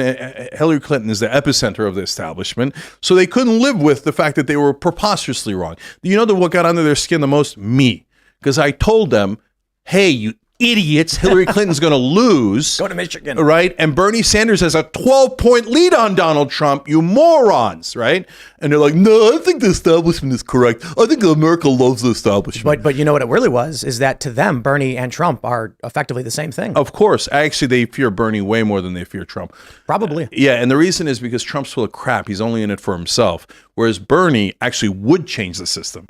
And so when they know that Bernie would change the system, they're like, anything but Bernie. Shut his ass out. Don't give him any media coverage. Don't let him do debates. Put the debates up against the Super Bowl. Do anything you can to make sure you silence Bernie. Oh, Trump, he could be allowed on TV all day long. Oh, let's have fun. Oh, what's the major proposal of Donald Trump back in 2016? Oh, a lot of shouting about the wall and immigrants, etc. But what's the only thing that Trump did? Giant tax cuts for the rich and for corporations. The establishment loved Trump up until that bill passed. I swear to God, you watch old Young Turks clips and I say, they're not going to turn on him until this giant tax cut for the rich passes. Well, you know what really got him positive press? When he bombed Syria. Yeah, and then he bombed Syria and they're like, yes, right? So now he's a president. So yeah, they turn on him later when he does anti-establishment stuff, but he's not doing anti-establishment stuff for the average voter. Yeah, he tried to play ball. He loves stoners. His super PACs took $100 million from Sheldon Adelson twice. Yeah, Sheldon Adelson. John Bolton. Yeah, he brings him in. He brings in John Bolton, who's a warmonger and a neocon. Sheldon Adelson owns casinos in Vegas, but he mainly owns casinos in Macau. You know that, so Trump did like half a dozen giant favors for him, but the biggest favor was. Two biggest favors were he basically dismissed corruption charges in China against him, and he allowed him to bring his money back from China. Instead of a 35%, he created a special rate of 8% for repatriating taxes from a foreign country.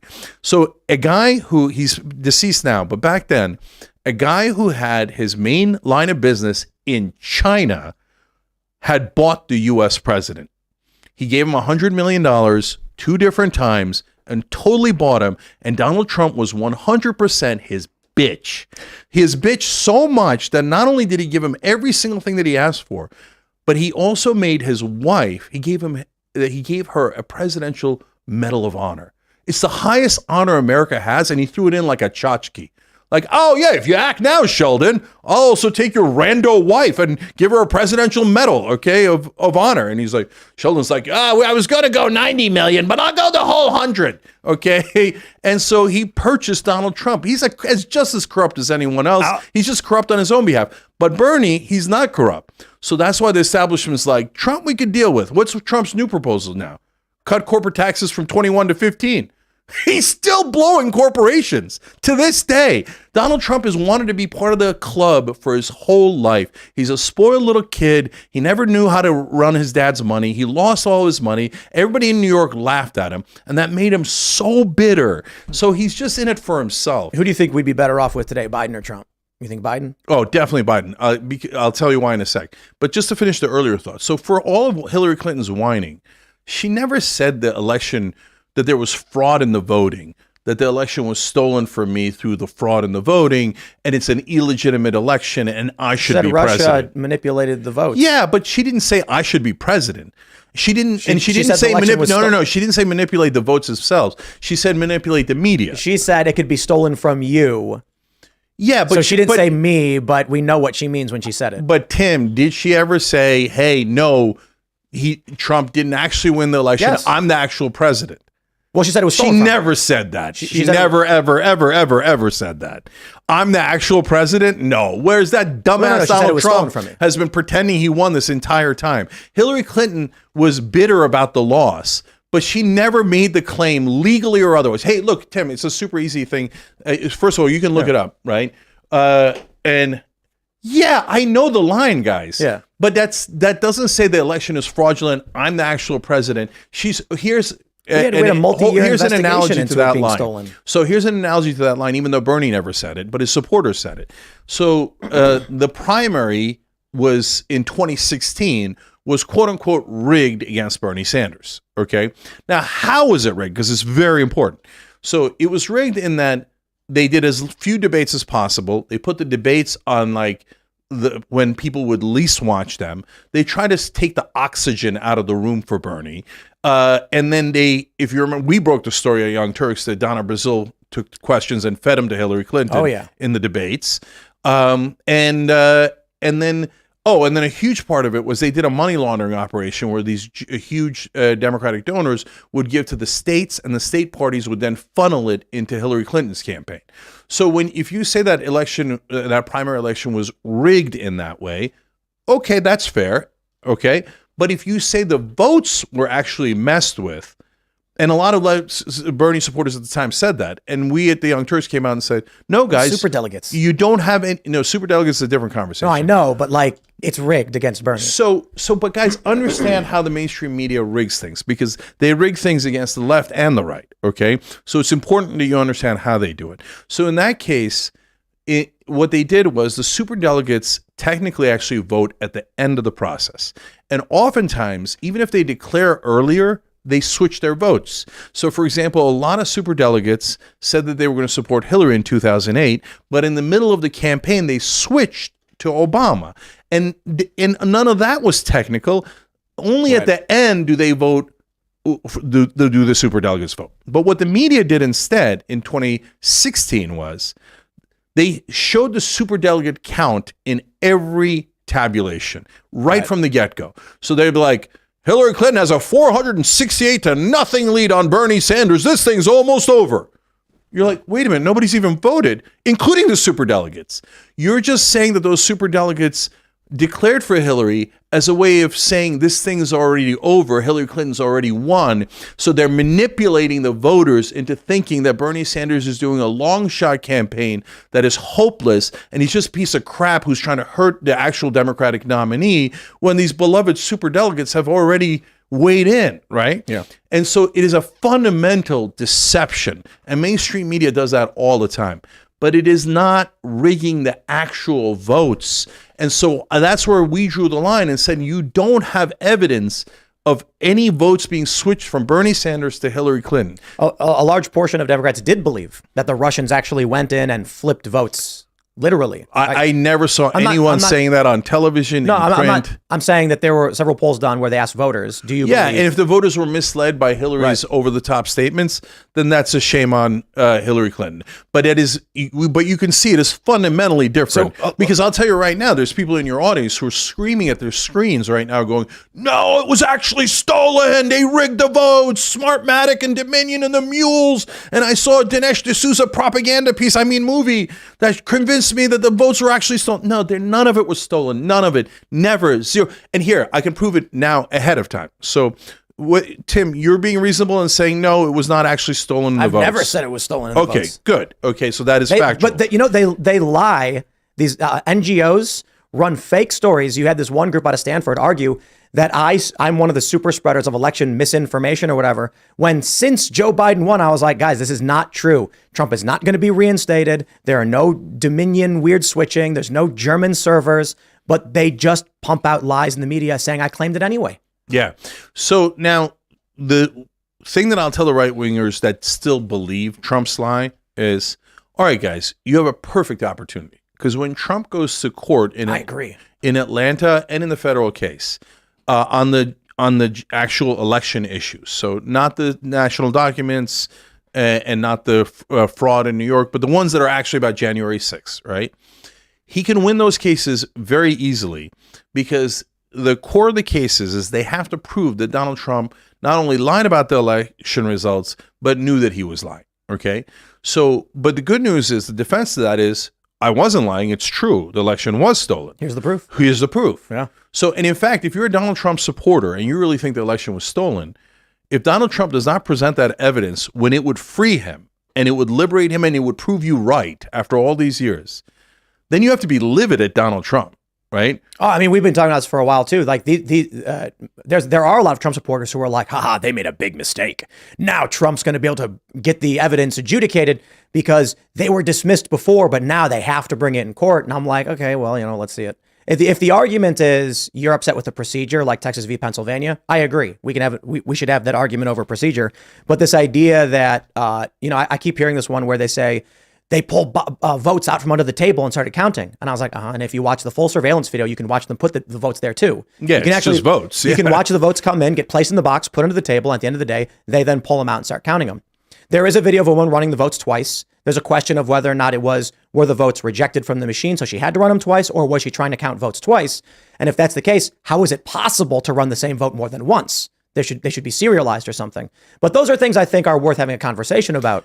But so first of all, I'm not getting into any of that nonsense about the votes. But in terms of Texas, Pennsylvania, look, guys, there's challenges that come in any election, and it's very normal. And sometimes the Supreme Court takes the challenge, sometimes they don't. And sometimes they rule in an outrageous way, as they did in Bush v. Gore. By the way, the Supreme Court has ruled in many outrageous ways. They've ruled in Citizens United that corporations are human beings and have even more rights than human beings, that they are endowed by their creator with unalienable rights. What creator? We're their goddamn creators. Well, corporations are people, my friend. Yeah, and that corporations have freedom of speech. No, that's called a bribe, okay? That's what it's called. And guys, if you're a right-winger super frustrated with the establishment, you're not wrong. The establishment keeps telling you you're wrong and you're crazy. You're not wrong. But there is a crazy line, right? So in terms of the establishment, they frame everything as if the status quo is great, that corporate rule is awesome, and that you should get nothing, and that the rich and powerful should get everything. And mainstream media is one giant corporate propaganda outlet, okay? And so I can show you all the ways that they've screwed over the left wing. I can show you a lot of ways they screw over the right wing, okay? So if you're frustrated about that and mainstream media figures keep yelling at you, no, you're imagining it, man. These politicians are wonderful, and those aren't bribes. Those are just people talking with one another, and you guys are all radicals. No, that's crap, and that's why nobody believes mainstream media anymore. But when you jump the shark and you come up with conspiracy theories that aren't even remotely true, guys, all you're doing is hurting your cause. I completely agree. And then you get people who won't vote because they think it's pointless when they need to be voting. But I think here's where the big challenge comes. Because I think I said this on the show when you announced you were running. If it was between Mitt Romney and Joe Biden, I'm voting Cenk Uygur. And it's because I'm willing to believe that you're the more likely candidate to pardon Julian Assange. You're the more likely candidate not to bring us into psychotic foreign wars. And I can't speak for anything else, but I'm not voting for the war machine. And so the challenge comes, here's why I voted for Trump in 2020. I did not vote for Trump in 2016. What did we get? Afghan withdrawal timeline. Okay, well, I'll take a grain of sand over a bushel of wheat if I can get something. Getting our troops out of Syria. Why were they in Syria in the first place? I can't believe it. Donald Trump openly admitting to America's foreign policy, boastfully saying, we're going to sell all these weapons to Saudi Arabia, make a whole bunch of money. The bombing in Yemen, all of these horrifying things. And I'm like, if I can get 1% out of Donald Trump in that he's going to focus more on whatever's going on in this country, and it means we're not blowing up kids in foreign countries, it's the best candidate I've laid before me in terms of who can actually win and do something. And then I saw a bunch of people on the left, prominent people say, you have to vote for Joe Biden. And I'm like, but he's going to Hillary Clinton this. We're going to see war. We're going to see, like, look at Libya. I saw he died. It's been chaos and a disaster. We're going to see American troops dying. We're going to see conflict and chaos. And they said Trump would bring about World War III. And then we didn't get it. We got no new wars, and we actually got withdrawal timelines. And I'm not saying he did great. I'm not saying he did perfect, but he did better than anyone I'd seen in my lifetime. Yeah. Abraham Accords I thought were fantastic. He crossed the DMZ into North Korea with no security detail.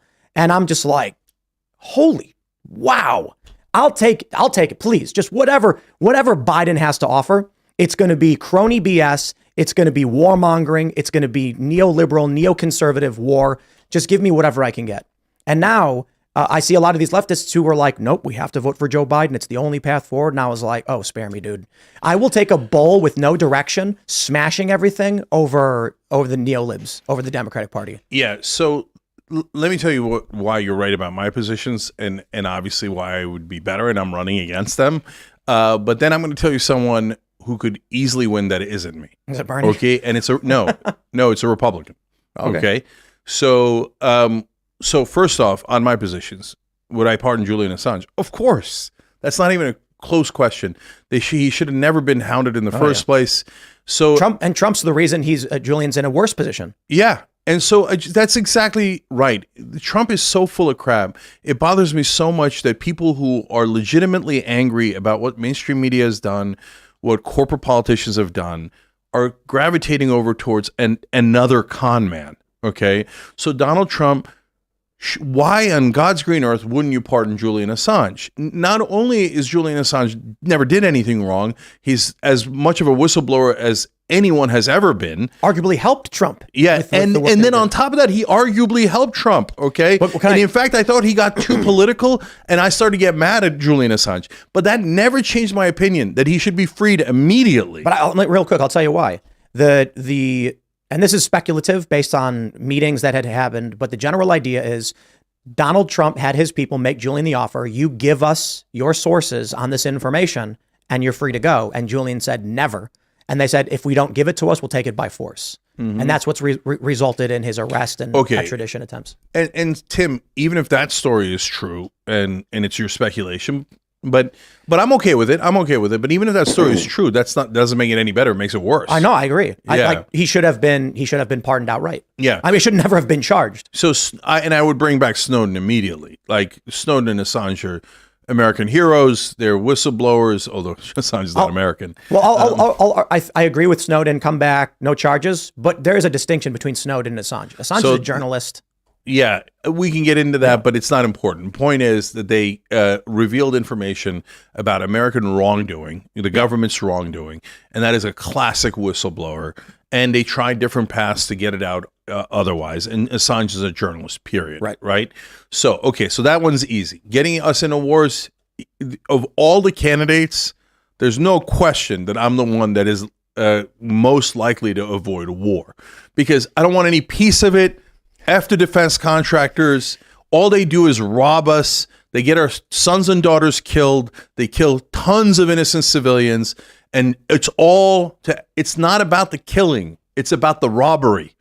The whole point is to execute the robbery. Right? And so now Biden comes out with Israel's attacked. It's terrible how they got attacked. We're going to get back into that issue in a minute. But then he's like, give me $105 billion for Israel, Ukraine, and Taiwan. And the border, don't forget. But wait, that's because he's going for the Republicans on that one. Yeah. $105 billion. Wait a minute. Look, I'm on the side of Ukraine, but we just authorized like 8 different multi-billion-dollar packages to Ukraine. And Israel, we already give them more money than we give anyone else. And now, unfortunately, they become the aggressors.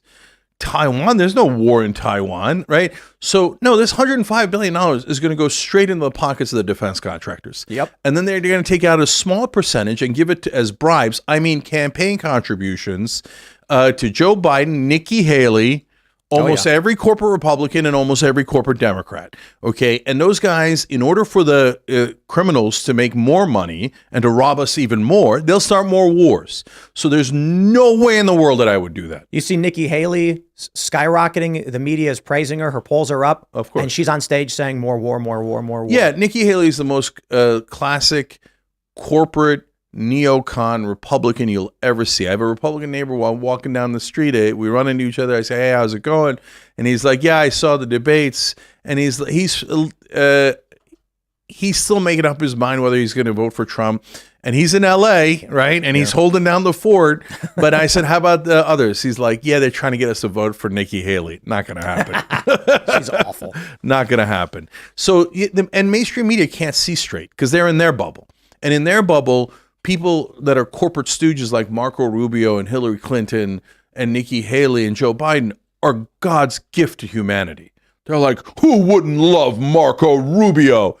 He has pleasured every donor there is.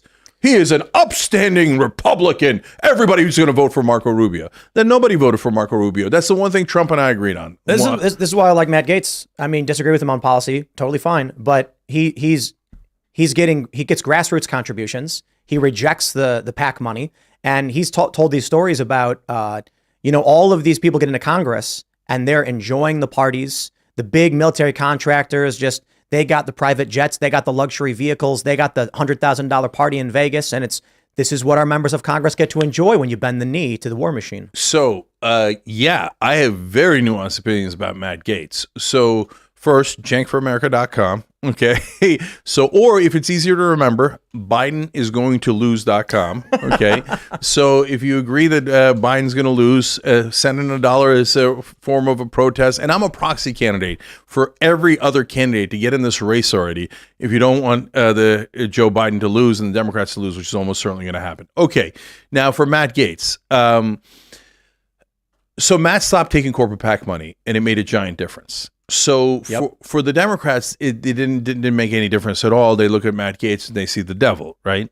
And so on his radical right-wing positions and his conspiracy theories, I got no interest in it, and I'll fight him all the way on that stuff. But the minute he started taking corporate PAC money, at least he started becoming honest. When he stopped taking it. Yeah, when he stopped taking it.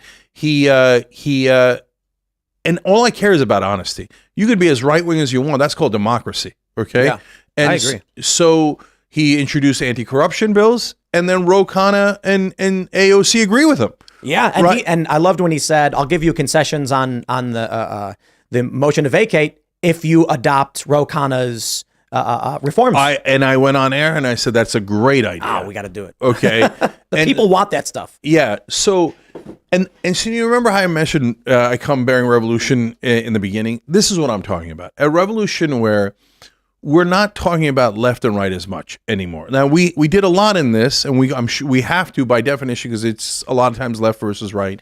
I get it. I'm not trying to erase the language, etc. But while we're fighting on things we actually care about, and you saw how much I disagree on certain things, right? Absolutely. And I'm not going to give any ground on that, and nobody has to give ground on the right or the left on those issues, right? But can we also, at the same time, agree on things where we do a revolution against the establishment, okay? So, and the best place to start is anti-corruption. So, and I explain this in the book. As much as I, go after Republicans and I say mean things about them, okay?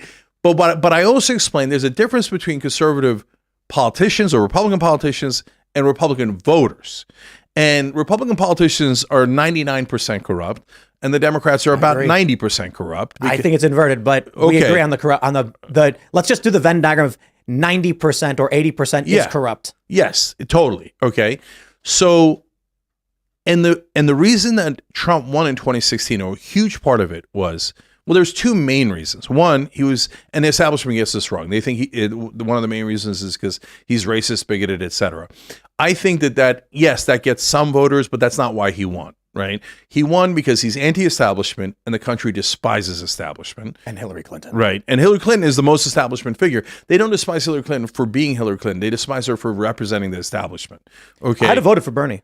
Yeah, so many people would have voted for Bernie, but you can't get the knuckleheads on cable news to acknowledge reality. That's what I mean. They live in their own bubble. And to me, that bubble is just as diluted as the Trump supporters who think the election was stolen. Those guys are like, no, politicians take money just because they care about the general welfare. Oh, come on. But as you pointed out, that's a lunatic theory. Bernie, I'll say this generally speaking, to them, Bernie was worse than Trump.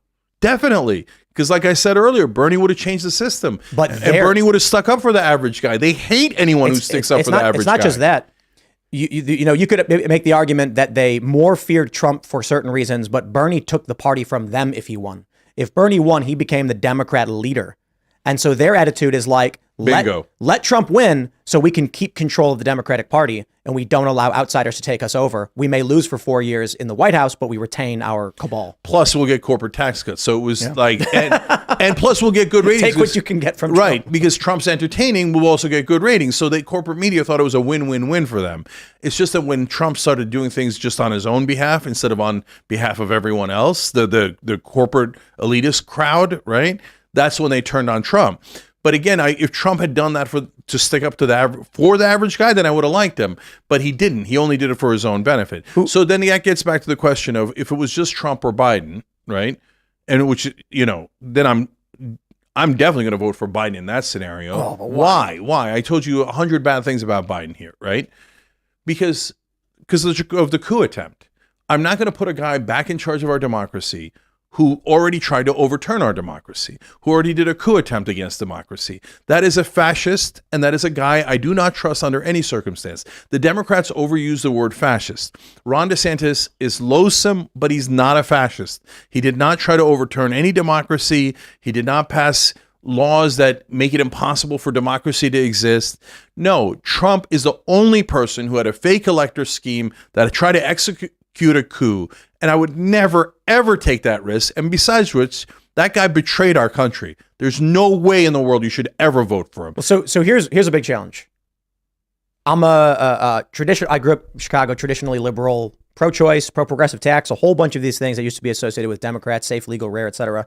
And the majority of people who watch our show are middle-of-the-road, moderate types. Mm-hmm. Many of them switched to Donald Trump. And the reason greatly is for the average person who doesn't have time to pay attention or lives in an area that's split 50-50, you've got what is viewed as unreasonable cultural positions from the left and young people.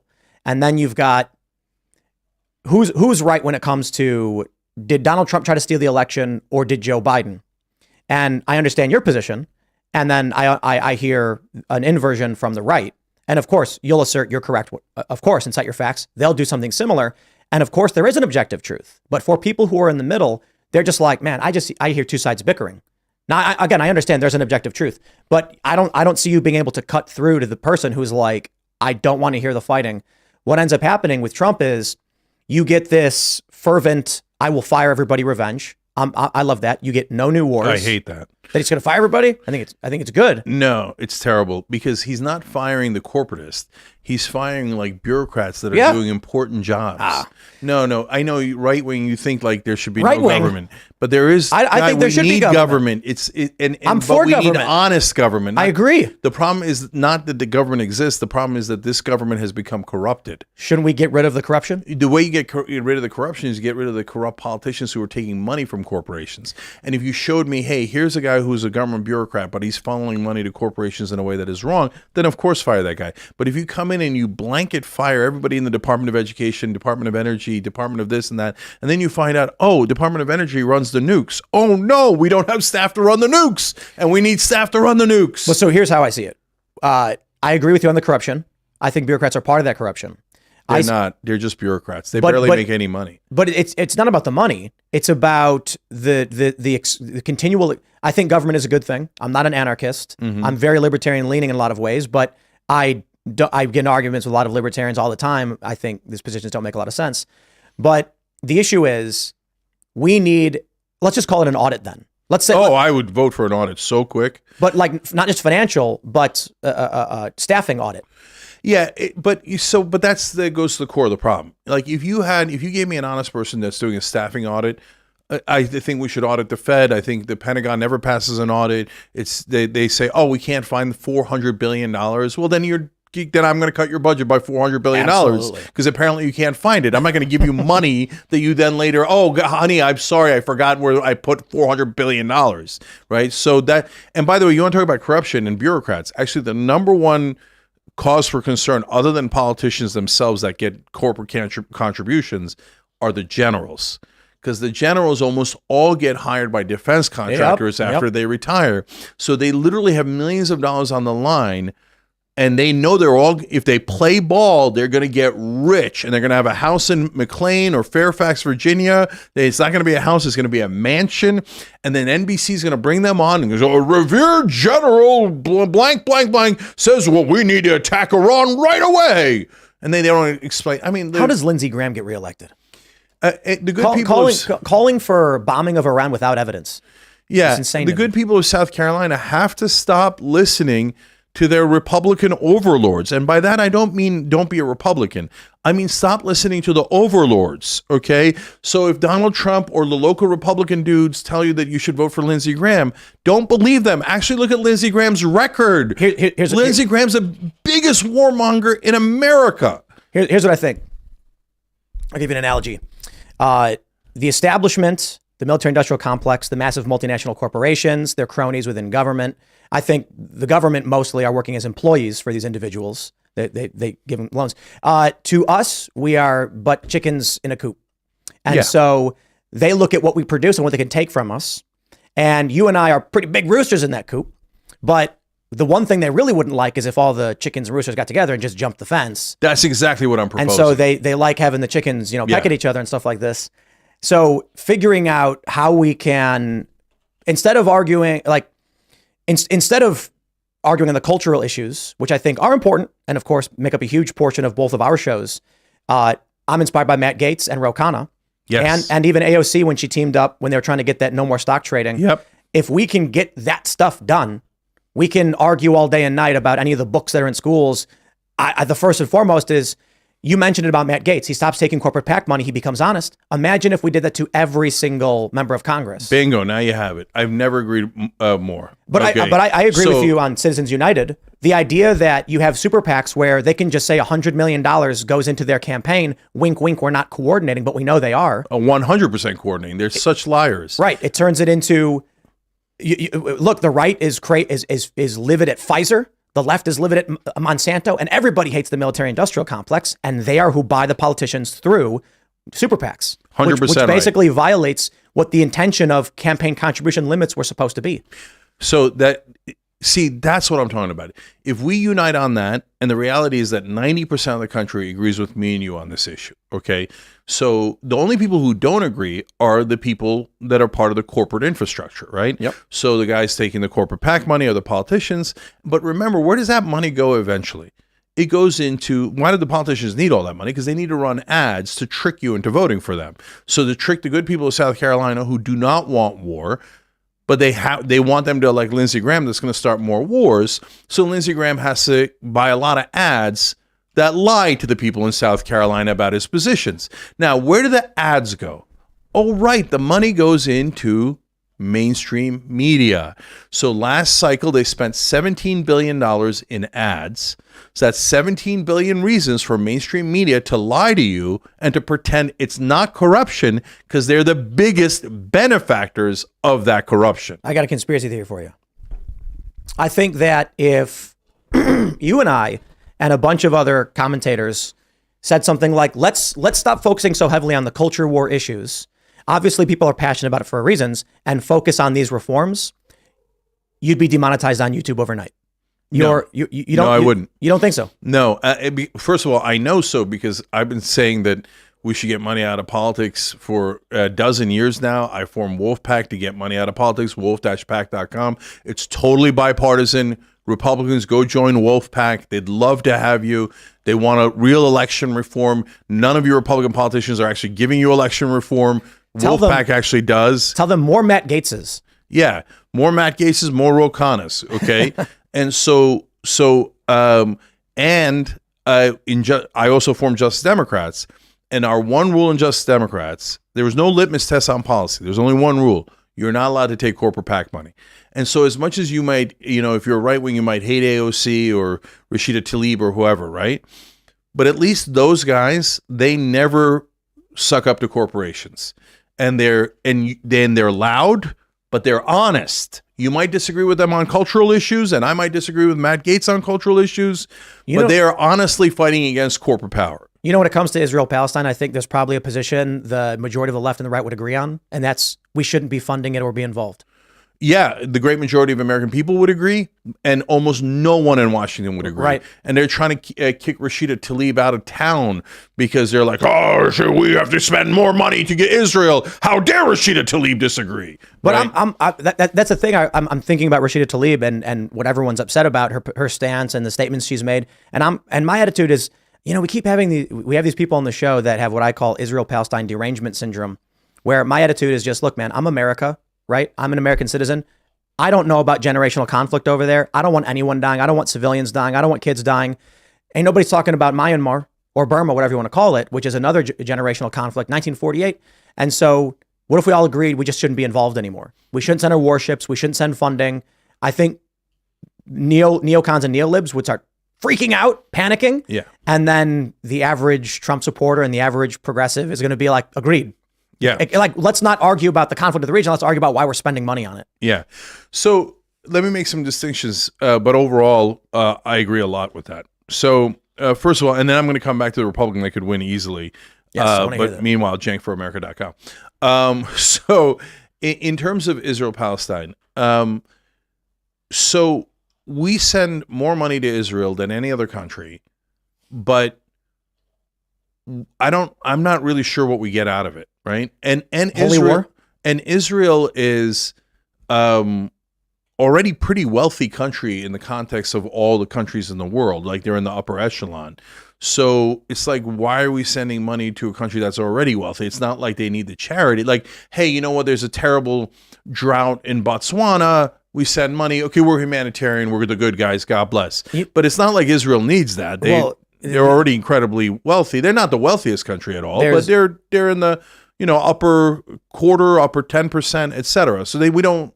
What's the point? Here's the simple yet complex answer, and there's the conspiracy answer. But the simple, complex one is, simply put, the U.S. wants to go to war with Iran, and we need as many strategic locations as possible in the Middle East. So of course we're going to be with Israel being as powerful as they are.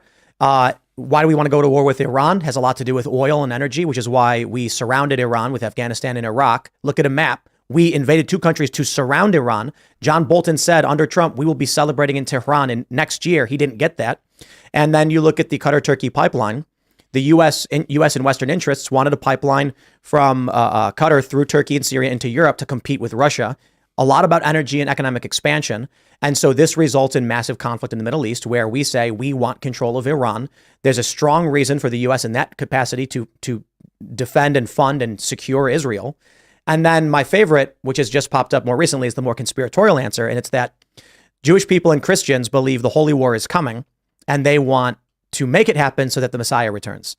And I kid you, I know it's very religious, but there are a lot of people tweeting this out. Oh, yeah. A video of politicians in Congress, both Democrat and Republican, saying we will defend this blessed land and things like this. Yeah. Let me go one by one.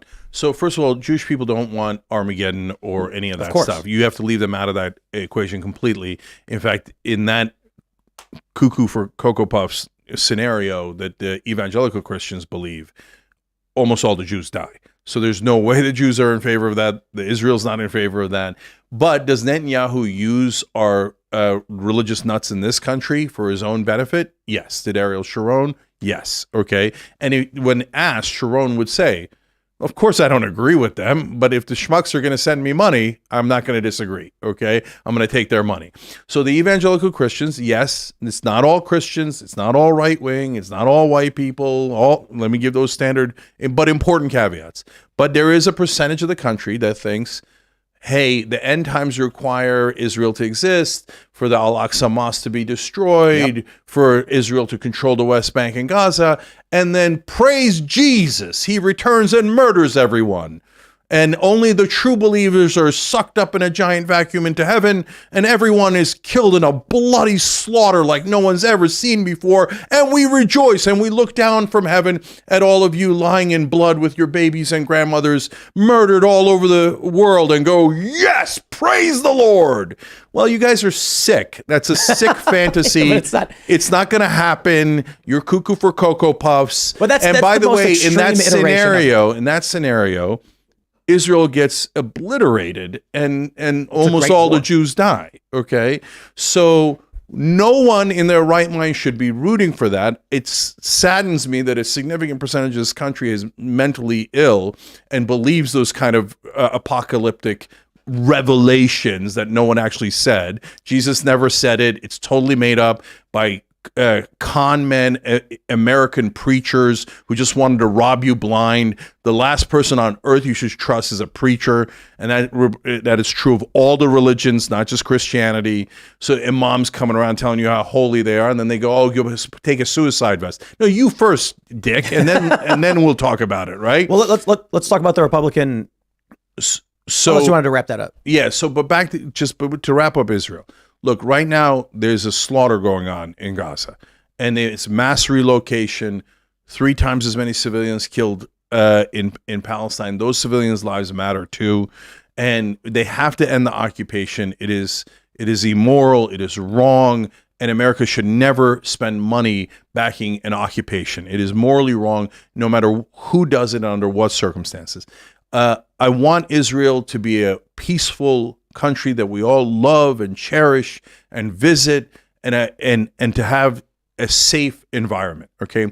But you don't get to safety through war, you get to safety through peace. And so the great example is actually right there in the same region. Everybody said, "Oh, you can't make peace with the Arabs and the Muslims." Why? Honestly, pure racism and bigotry. Muslims are just naturally violent and savages, etc. Except, what a load of crap. Israel made peace with who? Egypt. And Egypt at the time was not only their top enemy, but they were the leaders of the Arab countries that attacked Israel a couple of times. And after that peace deal, what happened? No one got killed between the Egyptians and the Israelis. We didn't have war. We had peace. And it turned out great for Israel, and it turned out good for Egypt. They gave back Sinai. And they gave back Sinai, okay? So that's how you do a peace deal. You could do that deal right now with the Palestinians. 1967 borders, build the biggest walls you've ever seen, and just like Egypt, everyone will say, "Oh, they're Muslims, they won't listen, they're savages," right? And then what happened? You were wrong. The Egyptians did listen, and so will the Palestinians, because they're tired of being murdered, and they're tired of being occupied. And Tim, you can't, when you have a situation like the occupation, the extremists always win. But when you have a democracy, moderates have a shot at winning, and then creating more moderates and more stability and more peace. We have to be going towards peace instead of war. I agree. A lot of civilians dying, and each and every one is a horrifying tragedy. And people get mad at the term collateral damage because they take offense to it, because they feel that it downplays civilian death. I just think collateral damage defines when actions are being taken in war that kill civilians, and it's wrong. It needs to stop. My big thing is like, hey, look, I hear everything you're saying. I think the U.S. should not be involved. No, but I'm not disagreeing with that. Right, but that's all I can say. The bottom line is, all of that is important, and those things are relevant in this conversation. But I actually agree that the most relevant thing is the money. It's almost always the money. And don't go into crazy conspiracy theories about Jews and stuff like that. I'm not saying you. I'm saying the people online in the are audience. posting this, thinking that the end of days are coming. And things like this. Not the end of days. Not Jews control the world. All that nonsense. Okay, if they control the world, why didn't they get us to attack Iran already? Netanyahu is desperate to attack Iran, right? Oh, yeah. So they obviously don't control the world. That's not how it works. It's a very unsophisticated way of thinking about it. But you know who does control America, which then controls a big part of the world, is donors. And the defense contractors are much, much larger donors than any ethnic group, any racial group, any religious group, etc. For a while, they were all run by women too. Remember that? It was like a big progressive victory. The war machine is female the now. war machine putting on a progressive face is hilarious, right? Like, oh no, okay, we got a black woman to declare that war. Oh well, that makes it so much better. Okay, no, it doesn't make it any better. And to your point, that theory about how they wanted to attack, the neocons wanted to attack all the Middle Eastern countries, that's not a conspiracy theory. That's just a fact. And General Wesley Clark, who was the head of the Allied forces back in the day, was supreme commander of Allied forces. He said right after 9/11, there was 7 countries that they wanted to attack. The neocons have published those in the past, even before we got attacked on 9/11, that they wanted to attack those 7 countries. And their cherished prize is Iran. So why do they want to attack Iran so badly? Number one, Iran doesn't have nukes. If you attack Russia or China, the defense contractors also live in LA and Washington, and they might get nuked, and they don't want that. So they pick on countries that don't have nukes and pretend they're going to have nukes, and they use that as an excuse. And is it just to make money for defense contractors? Well, that's a huge part of it, but that's not all. When you do a war in the Middle East, oil prices spike. You'll be paying $5 more per gallon. Yep. And the oil companies will make trillions of dollars. And this means your sandwiches cost more. It means your Yes. Coca-Cola costs more. Yes, Everything's we got all rent. get screwed. Yep. We all get screwed, and the guys at the top profit off of the deaths and the oppression of the American people, let alone the civilians that live in those areas. And what people need to understand is the cost of goods to the ultra wealthy doesn't matter. What matters is how Yes. much of the goods they control. Yes, So that's right. When you've got billions of dollars in stocks or assets, you're not thinking about the cost of milk. They don't care about the cost of gas at all. No, it could it's be a drop in the bucket to them. But their stock market portfolio going up when defense contractor and oil contractor prices Control. go up makes a giant difference. What we're really talking about in the minds of the ultra the warmongers, the elites is it's kind of like we'll force you to sell everything you own, buy it for pennies on the dollar, and then charge you 10 times more for it when you need it. Well, so we Tim, control more of the resources and more of your life and take from you. So I'll give you another example of that, because this is how corporate rule is crushing us all. We're like all in that trash compactor in Star Wars, and the walls are closing in on us, right? And that's why the right wing is so mad. And that's why I'm so mad at Trump and Steve Bannon misdirecting that anger toward their own benefit and making it racial and religious instead of focusing on, no, get the people in power. It's about the money. But Bannon agrees with you. Yeah, Bannon's full of crap. Okay, so then he says, oh, help me build a wall, and then takes the money and runs away. Anyways, there's long stories about Bannon and Trump. But Bannon notices the same thing you and I notice. And let's put aside whether he's honest about it or not, okay, because it's not important to the conversation. What's important is that the people in power here are squeezing us in so many different ways. And here's a really interesting example. In real estate, what the private equity guys realized, this happened about a decade ago, is, hey, wait a minute. The average American, the main source of wealth for them is what? Their houses, Yep. right? That is by far the number one way to accumulate wealth in this country. Like, oh, wait a minute. If that's true, why don't we buy the houses and squeeze out the average American? Oh, wait a minute. That'll give us a double win, because then we'll charge them rent, and then they can't get off of us because now they're addicted, because they're not accumulating wealth. They're paying us rent. We're using the rent to pay the mortgage, so the real estate costs us nothing. There's no way in the world they weren't going to go and buy all the real estate in America. And that's what they're doing methodically now. And that creates more homelessness. That creates higher home prices. It creates higher rent. And you're wondering, why can't I pay the rent? What happened? You know about corporate America happened. You know about BlackRock, I believe it is, right? BlackRock, yeah. And so what we were hearing a lot of is people saying, young millennial couple having their first kid, want to buy their first home, find a house that's $200,000, put in an offer. They get a call back from the agent. BlackRock put it in at $230,000. Can you compete with that? And they're like, no, this house isn't worth $230,000. They don't care. They want to own it. Yeah. And so those private equity guys, they actually run the world. And I know, and their board members and their executives are crystal clear. They're on their websites, and don't go harass them. That's not the right way to do it. You change the system, right? But if you look there, you'll see they're every kind of race. They're every kind of religion.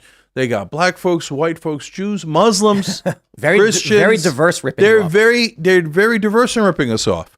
So race and religion are a misdirection. When you say, hey, let's power down on the culture wars, you're exactly right, because the people up top are using the culture wars to rip us apart so we can't unite to fight back on the actual power and money issues. Have you seen there's a comic of a guy sitting in his office. Outside the window is a bunch of people holding up signs saying, we are the 99%. And the guy in the office is on the phone, says, introduce identity politics. Yeah, that is exactly right. And look, to be honest, and again, right wings don't catch feelings, but the original identity politics was a Southern strategy. And that's what Nixon did once the Democrats voted for the Dixiecrats that were the original racists in the South and opposed the Republicans because they were the party of Lincoln, okay?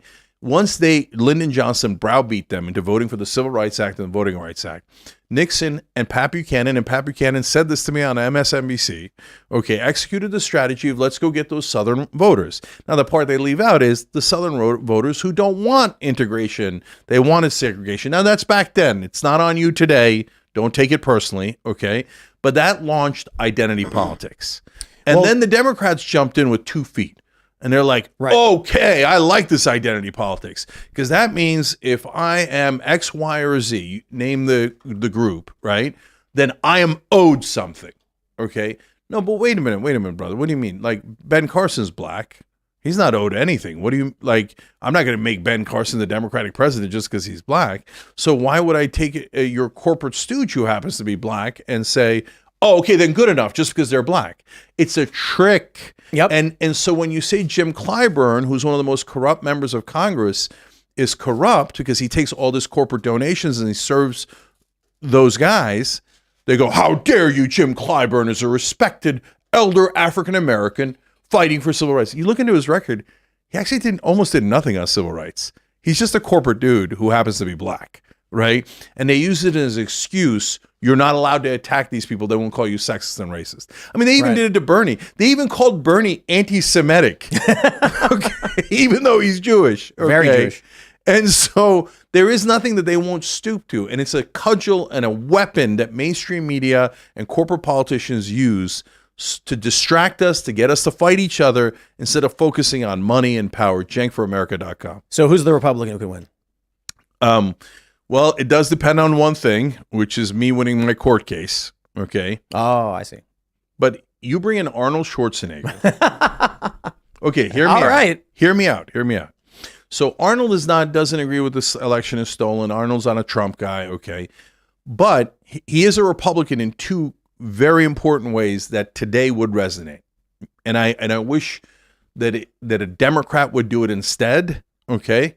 But one, since he's already rich and he loves this country, he hates corruption and he speaks out against corruption. Okay.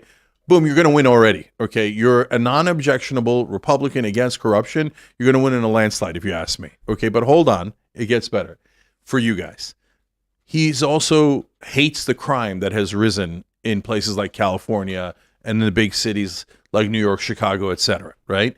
You take a non-objectionable Republican who's not a corporate stooge, who's against corruption and against crime, that brother wins in a landslide. Okay.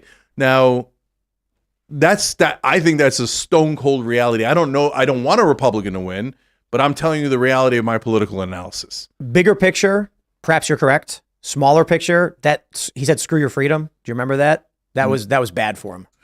During COVID. No. The Trump people would swarm him. I get it, but like Mike Pence isn't going to beat Donald Trump. Okay? Oh, of course, right? Nikki Haley isn't going to beat Donald Trump, but Arnold. Ron DeSantis is not going to beat Donald. No, Ron DeSantis. None of those guys are. But Arnold could fight back. Okay. And Arnold has a credibility of not being inside the system. And so they'll say to him, oh, yeah, you said this and it hurt our feelings. And you said that and it hurt our feelings. And then Arnold will say, yeah, I'm going to say more things that hurt your feelings. But at the end of the day, I'm going to get rid of corruption. I'm going to get rid of crime. Look, I'm going to stop talking about it because I want a Democrat to win. Okay, but well, so let's. I guess we went about a half an hour over. It's cool though because this has been fantastic. Oh, I didn't even know that. Okay. I know, it's great, and I'm just like, well, we talk as long as we want. But I guess we'll wind down with the final thoughts. Is coming to your court case. What is your plan? Yeah. I mean, you're where do you start the suit? Do you go straight to the Supreme Court? No, you can't. You got to go through a process. So first thing is you apply to get on the ballots, and we know that the great majority of the states are going to reject us in the beginning. That's part of the process, right? Because they say you have to be natural born. In the form, you cross that out and say naturalized, because our argument is that the Constitution has been amended and that your form is wrong, right? So I'm not going to sign and say I'm a natural born citizen when I'm not. And so I have to change the form. Then they go, okay, well, you changed the form, so we're going to reject you, okay? Then you go to the next layer, and in the case of New Hampshire, for example, there's something called a law ballot commission. So likely very soon, maybe as early as next week, I will go and make an argument to them. And I will make an argument that the FEC has already ruled that naturalized citizens can run for president. Whether they can actually be president, serve as president, is a matter for the courts to decide. Interesting. But the FEC says you should let them run.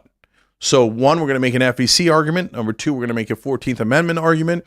Number three, in the state of New Hampshire, it's all about letting the voters decide. So if the courts are going to decide the legal issue, why are you blocking the voters from having their say? And by the way, Biden is not on the New Hampshire ballot, I could win New Hampshire. Okay. And that could be an amazing phenomenon. Imagine this anti-war, anti-corruption candidate shocks the world and wins New Hampshire. Okay. Now all of a sudden we're in a super interesting conversation. Let the courts do what they're going to do, but do not block me from getting on the ballot, because then you're blocking the voters, and the voters get a say in this. And so if the next step in the process is also rejected, then we file in court, and it goes up to district court, circuit court, then Supreme Court. The simple argument that Trump supporters should make is you'd split the support from Biden with the progressives. And so why not?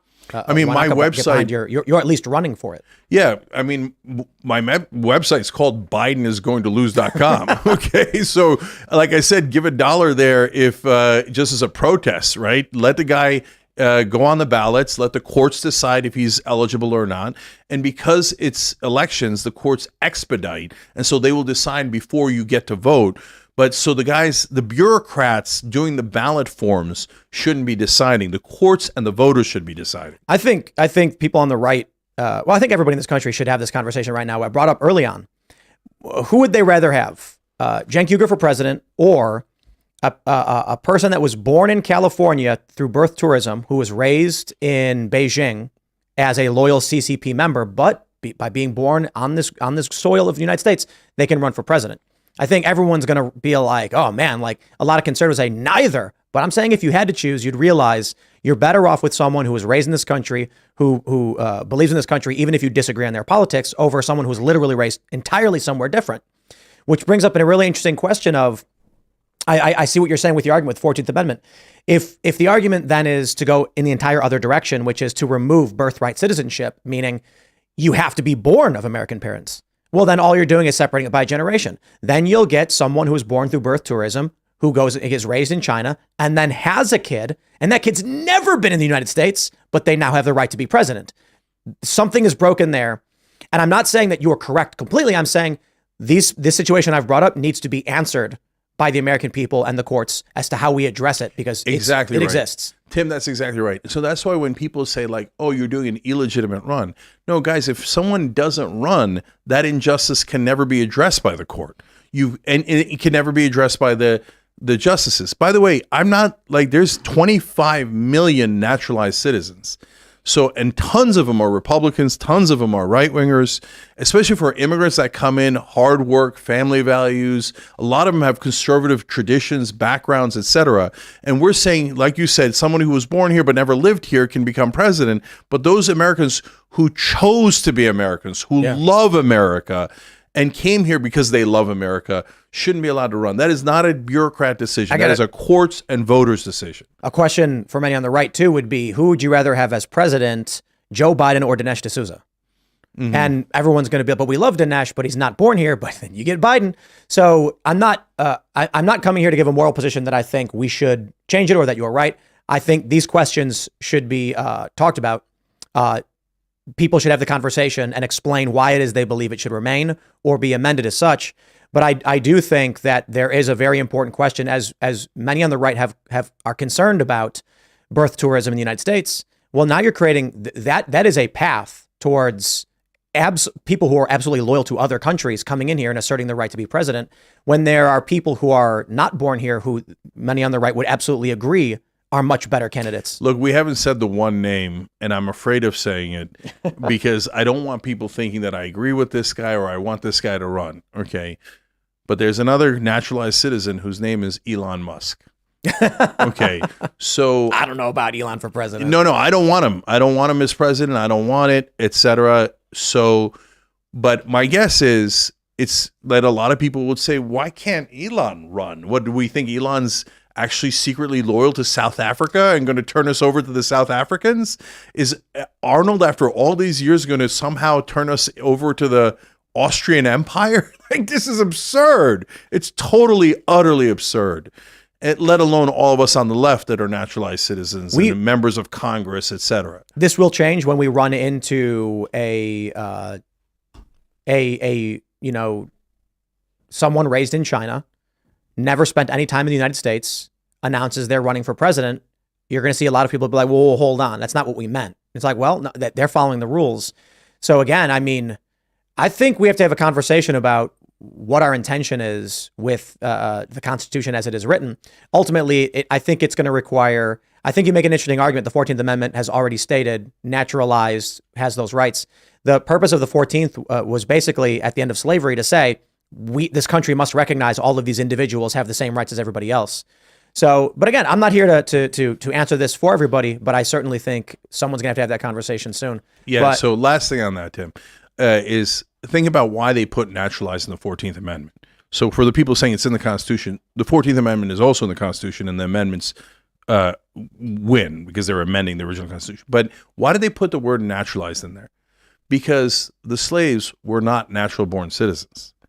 And no one thinks that after the 14th Amendment, the slaves couldn't run for president. That's absurd. Of course they could. Why? Because of the 14th Amendment. Yeah. Right? And they didn't have to put naturalized. They put naturalized in there for a reason.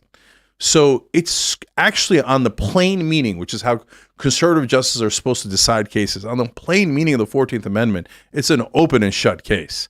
So if someone like me never runs, we never get to test it, and we never get to have a firm conclusion on it. The inverse so could happen. cenkforamerica.com. The inverse could be, like I mentioned, I say China because there's so many people who view them as a very serious threat or adversary, but let's say Russia.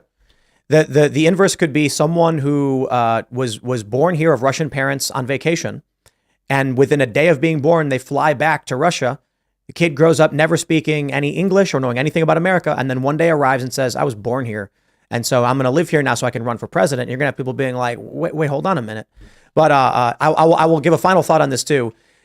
I'm imagining everybody was hoping that we were going to be screaming at each other the whole time. And we screamed a little bit, though. We gave them a little bit. Right, we gave them a little bit. But like this is what I want to tell people. Look, I'm trying to find solutions. So when it comes to like Israel-Palestine stuff, that's the hot issue right now. And a lot of the time, I'm not concerned with arguing about moral positions I don't know enough about. I'm interested in what can we do to solve these problems and move forward. One of the things that we do that we're working on is cast brew coffee in our coffee house. Why? It's not about me writing a bunch of books and putting these books in schools and countering a narrative, or it's about creating physical spaces where people can come together and talk to each other, because this is what I think helps repair the damage in this country. We used to have people gathering at churches. They used to gather at community centers. Now they're all online and they're all isolated from their neighbors. So I'm like, instead of just, look, we can argue all day and night. There's a lot of things we really do disagree on. But if we're going to fix the problems, we need to prioritize what we can solve. We had Max Blumenthal on the show. He made the same point. If everybody on the right and everyone on the left, not everybody, but the majority, say, hey, let's stop funding these foreign wars, how come we can't just solve that problem right now and then go back to arguing after that? And that's what I think we should be doing. So, and look, at some point, whether it's me, Arnold, or anyone else, it doesn't matter. We have to break through, and we have to get on in a way that mainstream media cannot deny us. So, and making these powerful cases in front of the entire country, and at that point, people will rally. Okay. But we need small leaders. We need large leaders. We need you doing what you're doing. I mean, again, it's amazing the similarity here, given our differences on other topics. But we have Too Strong Coffee. Oh, cool. Yeah. And so I don't give out the URLs to that or to the book or anything like that because I'm running for president. I don't want people thinking that it's about anything else. Right. Yeah. But my point is we're doing coffee too. That's a funny coincidence. But the main thing is on Young Turks, especially in the bonus episodes for our members, what we keep telling them is go out in the real world and meet people. Start having conversations. Take a little bit of a risk, right? Hey, look. And start talking to conservative family members. Start re-engaging. We even shot a pilot at TYT of an American family that's split. And they refused to talk anymore because of politics.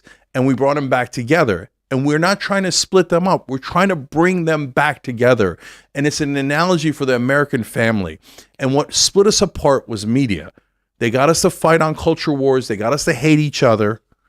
And because they wanted us distracted, because the reality is big business and big government got together and they're taking trillions of dollars of our money from out the back while we're distracted. It's just like a heist. Like, in the heist movies, the robbers set up a distraction somewhere else, the cops rush there, and then they rob the bank. A lot of people are making the Federalist argument, states' rights, let the states do what they want. And if the end result is red states say, blue states, do your thing and live how you want to live, and we'll do our thing. And that results in the only actual federal level things that get solved will then be the things we all agree on. And then if you want to live in Colorado or Oklahoma because of your stance on abortion, you choose the state that fits you. It may result in us solving a lot of the federal level problems. I don't know if it's the solution, but I don't know. I guess we can, unless there's anything else you wanted to add before we wrap up and wind down. Yeah, no, just go out there and engage. And don't be careful about trusting leaders, whether it's Biden or Trump, right? And mainstream media will tell you, oh, Biden's an angel, Nancy Pelosi. Here's a last example, and then we'll wrap. Okay.